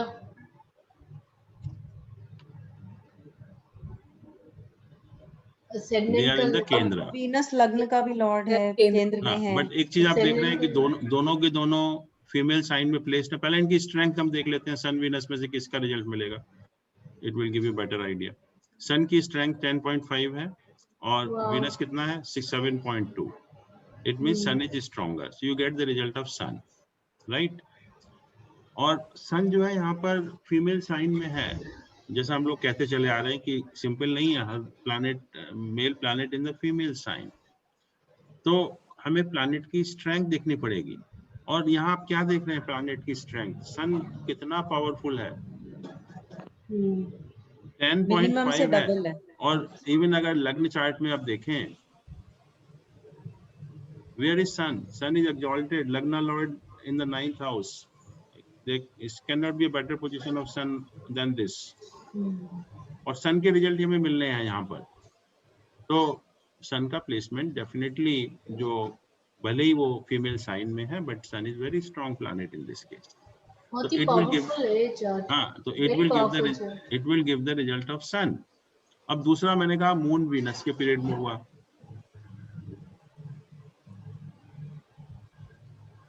Moon Rahu के पीरियड में हुआ। तो what is the position of moon Rahu now? दोनों लग्न में है सर। दोनों ही लग्न में बैठे हैं सर, दोनों और इवन साइन में है। Odd sorry, sign। Odd odd sign. Odd में है।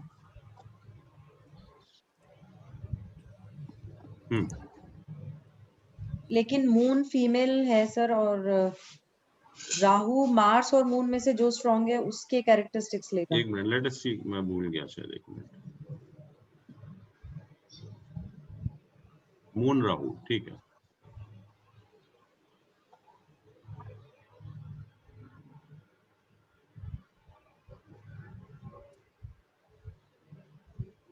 मून एंड राहु क्या पोजीशन है? पहली चीज तो ये कि दोनों के दोनों कनेक्टेड है। और काफी स्ट्रेच हो रहा है सर, हाँ जी, चार्ट काफी स्ट्रेच हो रहा है, खिंच रहा है वर्टिकली।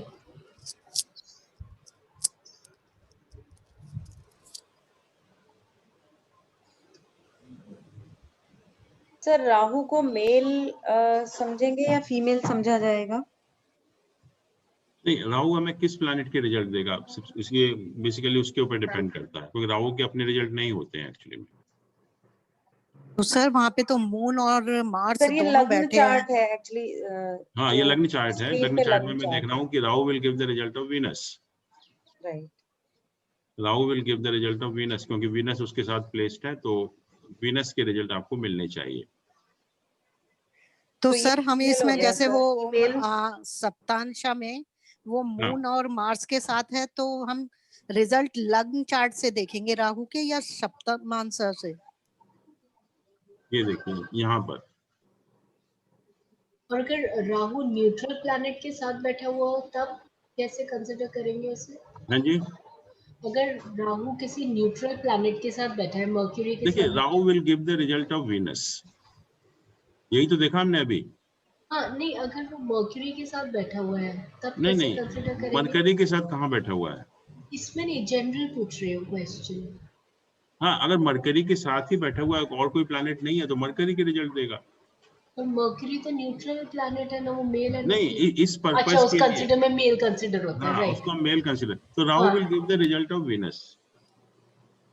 एंड तो सर इसमें तो मून भी फीमेल हो गया और राहु भी फीमेल हो मैं गया। बता रहा हूँ ना कि मून और जुपिटर, मून और मार्स, सॉरी, मून और राहु की बात हो रही है ना, तो मून और राहु मतलब मून और वीनस की पोजीशन देखिए आप क्या है। यहाँ पर मून कितना, इसका स्ट्रेंथ है 7 है, वीनस की स्ट्रेंथ कितनी है 7.2 है। तो किसके रिजल्ट मिले आपको? राहु के मिले ना, राहु के मिले। राहु मतलब वीनस के रिजल्ट मिले, राहु ये जो दे रहा है। और ये वीनस बहुत, ये 7th साइन में प्लेस्ड है, ऑड साइन में प्लेस्ड है यहाँ पर। राहु ने वीनस के रिजल्ट दिए और मून और राहु की दशा में मून की स्ट्रेंथ है 7 और वीनस की है 7.2 की। इसका मतलब राहु के रिजल्ट आपको मिलेंगे और Rahu is placed in the even sign और ऑड साइन, सॉरी। और तो नेचुरली जो रिजल्ट होंगे साइन के ही मिलेंगे, क्योंकि यहाँ प्लैनेट तो राहु को मानते नहीं है मेल फीमेल, बट असेंडेंट में है, it is placed in the odd sign, so that may be the possibility of giving the male child during this period also. तो यहाँ आपको स्ट्रेंथ देखकर ये पता लगाना है कि ये रिजल्ट हमें किस प्लैनेट के मिलेंगे पर्टिकुलरली जो है।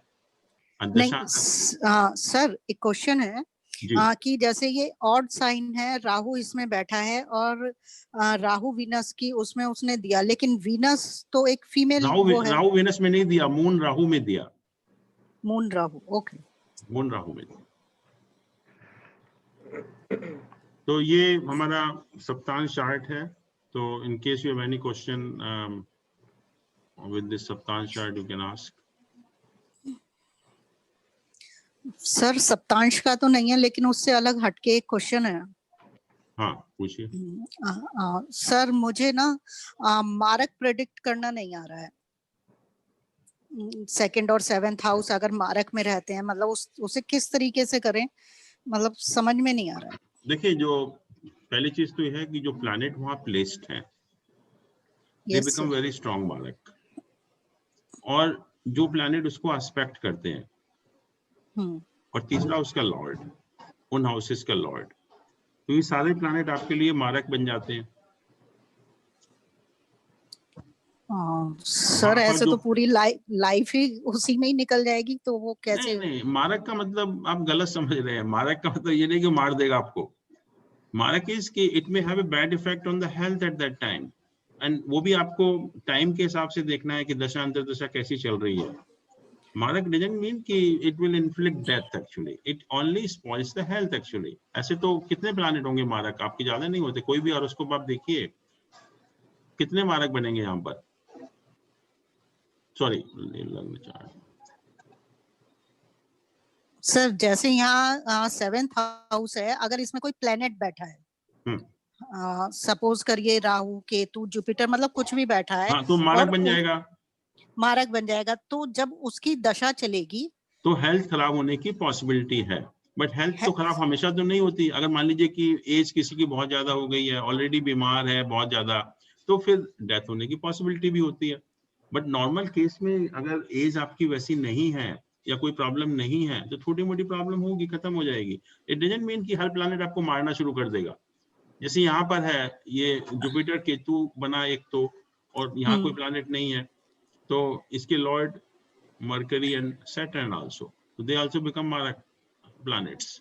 तो उनकी जब दशा अंतर्दशा कोई जब ऐसे ऑपरेट होगी, तो उस टाइम हेल्थ खराब होने की पॉसिबिलिटी होती है। मारक का मतलब ये नहीं होता कि वो मार देते हैं आपको। हाँ सर, किसी चाइल्ड के जैसे उसमें जल्दी ही आ रही है उसकी दशा, तो उससे क्या फर्क पड़ेगा? चाइल्ड को आप चाइल्ड की तरह देखिए। ओके। और मारक का मतलब ये, अगर आपका लग्न स्ट्रॉन्ग है, 8th हाउस स्ट्रॉन्ग है, मून स्ट्रॉन्ग है, तो it gives you good longevity and the good health also. तो मारक क्या करेगा उसमें? सर आपने बताया 8th हाउस, मून और लग्न, moon and the 8th house. Okay. अगर तीनों ठीक है तो हेल्थ भी अच्छी है, लॉन्गेविटी भी अच्छी है, तो मारक बचपन में आ जाएगा, बीच में आ जाएगा, उससे क्या फर्क पड़ेगा? हाँ, और छोटी मोटी हेल्थ की प्रॉब्लम तो सबको होती ही रहती है। यस। बट अगर लग्न आपका वीक है और फिर मारक की दशा आ गई, फिर नेचुरली प्रॉब्लम होने के चांसेस बढ़ जाते हैं उसमें। And uncle, just to remind us, Marak we have to see from association with 2nd and 7th house, is it? Pardon? Marak हम देखते हैं 2nd और 7th house जो planets। 2nd and 7th house, 2nd and 7th। Association uncle, या सिर्फ जो planets बैठते हैं वहाँ पे? बैठना, देखना और उसका लॉर्ड, तीनों। अच्छा। तीनों मारक हो जाते हैं। सर मेरा एक क्वेश्चन और था जी। कि एक के लगन में सैटर्न और केतु बैठे हैं। लग्न में सैटर्न और केतु बैठे हुए हैं, ठीक है। हाँ, मिथुन लग्न है, मिथुन वो है लग्न, उसमें सैटर्न और केतु हैं, और नेरियन चार्ट में सैटर्न और केतु 12th हाउस में चले जाते हैं। ठीक है। तो सर जो सैटर्न और केतु है वो लग्न में बैठे प्लेनेट की तरह से रिजल्ट देंगे या 12th में बैठे 12th हुए? हाउस में, हाउस तो 12th हो गया ना फिर उसका। हाँ मतलब साइन तो मिथुन ही रहा, साइन तो वही जेमिनी। रहा जो लग्न में साइन है, बट अच्छा it has gone to the 12th house, तो 12th हाउस के रिजल्ट देंगे। 12th हाउस में केतु तो अच्छा ही होता है, शनि भी नहीं अच्छा ही है, सर, शनि भी कारक है इसका। ओके तो मतलब जैसे ये कहते हैं कि लग्न में कोई भी प्लेनेट बैठ जाए तो वो अच्छा ही रहता है, लेकिन नॉर्मली अगर वो हाँ, नॉर्मली अच्छा रहता है कि unless and until it is a very weak और अफ्लिक्टेड, तो in the normal case it gives you good result because लग्न इज अ गुड पोजीशन। लेकिन सर केतु और सैटर्न अगर 12th में चले गए हैं तो फिर वो मतलब कैसा रिजल्ट देंगे? केतु तो चलिए अच्छा देगा और सैटर्न भी सैटर्न कारक है, देखिए 12th हाउस का कारक है Saturn, and okay Saturn is also connected with spirituality, तो it's good for the 12th house, both the planets are good for the 12th house. लग्न में होते तो खराब होता बल्कि, बट 12th हाउस में अच्छा है। तो मतलब हम उसे जो प्रेडिक्ट करेंगे 12th हाउस के हिसाब से ही बिल्कुल बिल्कुल, अगर जो भाव मतलब चलित उसे में, रिजल्ट। भाव चलित में अगर 12th हाउस में चले गए तो we have to predict according to the 12th house. और सर उस पे जो एस्पेक्ट कंजक्शन और जो ये सब देखा जाएगा वो नेचुरली वो नहीं एस्पेक्ट तो अपने लग्न से देखना है, उससे नहीं देखना भाव चलित से। और कंजक्शन कुछ भी नहीं देखना आपको, सिर्फ जो जितने भी एसोसिएशन है, कंजंक्शन है, योग है, एस्पेक्ट है, all those things we see from the lagna chart only. Okay sir, sir can I ask a question? जी sir there is a Dhanu lagna की कुंडली है जी, और इसमें 8th हाउस में obviously moon will be placed over there, like moon राशि है 8th house में, वो 4 नंबर साइन है, ठीक है। 4 नंबर साइन है। जुपिटर 9th का लॉर्ड 9th में बैठा हुआ है, लग्न लॉर्ड इन द 9th लग्न house. Lord in the 9th house, हाँ, तो इट इज अ राजयोग। और क्या, बहुत अच्छा राजयोग है तो। But It's a wonderful Rajyoga. in the bhav chalit it shifts to the 8th house. नहीं, योग हम उसी से देखते हैं लग्न चार्ट से। और चलित में जब वो शिफ्ट हो जाता है 8th हाउस में, तो सर उसको हम 8th हाउस नहीं मानेंगे जुपिटर को? मैंने कहा कि राजयोग पॉइंट ऑफ व्यू से we see only the लग्न चार्ट। लग्न चार्ट से ही हम कहेंगे केंद्र का या फर्स्ट हाउस का लॉर्ड त्रिकोण हाउस में चला गया।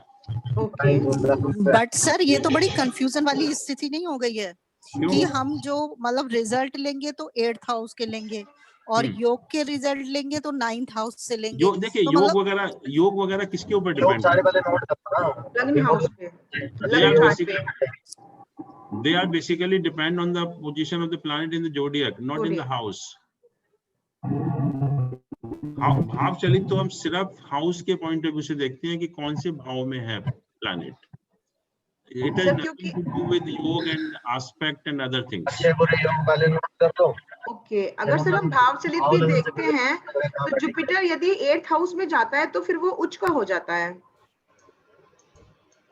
हाँ जी, उच्च नीच का हमें देखना नहीं है, साइन वही रहेगा। अच्छा, साइन विल नॉट चेंज। आपका जो जोडियक में जो पोजीशन है प्लैनेट की, उसका साइन थोड़ी आप चेंज कर देंगे। ओके ओके ओके, तो सर हम फिर मतलब उसे इस तरीके से फिर हम उसको इस तरीके से कह सकते हैं कि राजयोग तो बन रहा है लेकिन 8th हाउस में बैठ के जो 8th हाउस के रिजल्ट हैं तो वो मतलब जैसे कि जुपिटर तो एक 8th हाउस के रिजल्ट देगा, तो 8th हाउस में खराब नहीं होता जुपिटर, अच्छा ही होता है 8th हाउस में। सर लेकिन 8th हाउस तो ये त्रिक में आता है और जुपिटर एक बेनिफिक प्लेनेट है। 8th हाउस बहुत पॉइंट ऑफ व्यू से बहुत इंपॉर्टेंट हाउस है सर। मैरिज के लिए तो अच्छा हो गया, मैरिज का लिए अच्छा हो गया, सेकंड हाउस को देख रहा है, धन के लिए आपका बहुत अच्छा हो गया, वेल्थ एंड फैमिली के लिए बहुत अच्छा हो गया, और सर ऑकल्ट साइंस के लिए भी अच्छा हो गया, ऑकल्ट सब्जेक्ट के लिए आप यहाँ बैठे हुए हैं, शायद इसीलिए बैठे हुए हैं। तो anyway this is not a bad position actually, and हम दोनों देखते हैं कि किस साइन में है और किस हाउस में है, तो दोनों ही मैटर करते हैं, एक चीज मैटर नहीं करती, दोनों ही मैटर करते हैं। Okay okay, thank you sir. एक छोटा सा क्वेश्चन पूछना है सर। जी कि पूछिए पूछिए पूछिए। ये जो अपने होरा चार्ट में जो चार्ट्स दिए हुए हैं उसमें AL आरूढ़ लग्न को रेफर करता है, राइट? राजयोगी माना जाएगा। AL AL इज आरूढ़ लग्न, उसमें जो या तो जगन्नाथपुरा में जो है, राइट। राइट, इसी में अब मैं देख रही हूँ A हर जगह लिखा हुआ है, A11, A8, हाँ, A9। हर हाउस का हम आरूढ़ निकालते हैं, जैसे लग्न का आरूढ़ निकाला ना, हाँ, तो ऐसे ही और हाउसेस का भी आरूढ़ निकालते हैं। तो A11 मींस द आरूढ़ ऑफ 11th हाउस। अच्छा, तो इन सब का अलग अलग सिग्निफिकेंस है। हाँ हाँ बिल्कुल, जब हम आरूढ़ पढ़ते हैं तो उसमें it has lot of significance actually. हम सर, पढ़ेंगे आप क्या सर? हाँ जी, हम आरूढ़ लग्न पढ़ेंगे क्या सर? आरूढ़ लग्न यहाँ नहीं पढ़ेंगे because basically Arudha is a Jaimini astrology, but we can have some idea, उसमें कोई प्रॉब्लम नहीं है। ठीक है sir, thank you sir, thank you so much. Okay then, thank you so sir much. अगर हाँ सर एक लास्ट क्वेश्चन है सर। जी जी जी। सर 5th हाउस में, लग्न के 5th हाउस में राहु और केतु का कुछ अलग सिग्निफिकेंस होता है क्या? देखिए हाँ बिल्कुल अलग होता है कि Rahu creates lot of confusion actually, और राहु जब 5th हाउस में होता है तो एक तो संतान सुख में बाधा डालता है, पर्टिकुलरली मेल प्रोजेनी के केस में, और दूसरा ये जो डाइजेस्टिव सिस्टम है हमारा, इंटेस्टाइन को भी रिप्रेजेंट करता है, तो डाइजेस्टिव सिस्टम को बहुत खराब करता है। और कहते हैं कि राहु जिसका भी 5th हाउस में होता है उसको गरिष्ठ भोजन नहीं कर सकता, वो जरा सा भी कुछ उल्टा सीधा खाएगा उसका पेट खराब हो जाता है, और कोई डायग्नोस नहीं होता, कोई पता नहीं चलता क्या प्रॉब्लम है, लेकिन वो प्रॉब्लम बनी रहती है।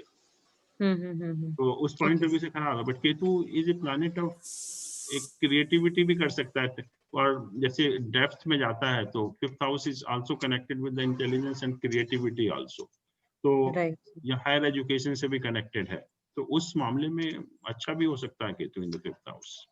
और प्रोजनी के लिए सर, प्रोजनी के लिए तो केतु मैंने कहा कोई मतलब ही नहीं है, उसका नेगेटिव है। Okay okay sir. When Lagan Lord is in 3rd house, so what it mean? It's a good position in उपाचे स्थान, उपाचे स्थान में सब प्लैनेट अच्छे होते हैं। Okay. Okay then, thank you so much. Thank you, sir. Good night. Thank you sir. Night.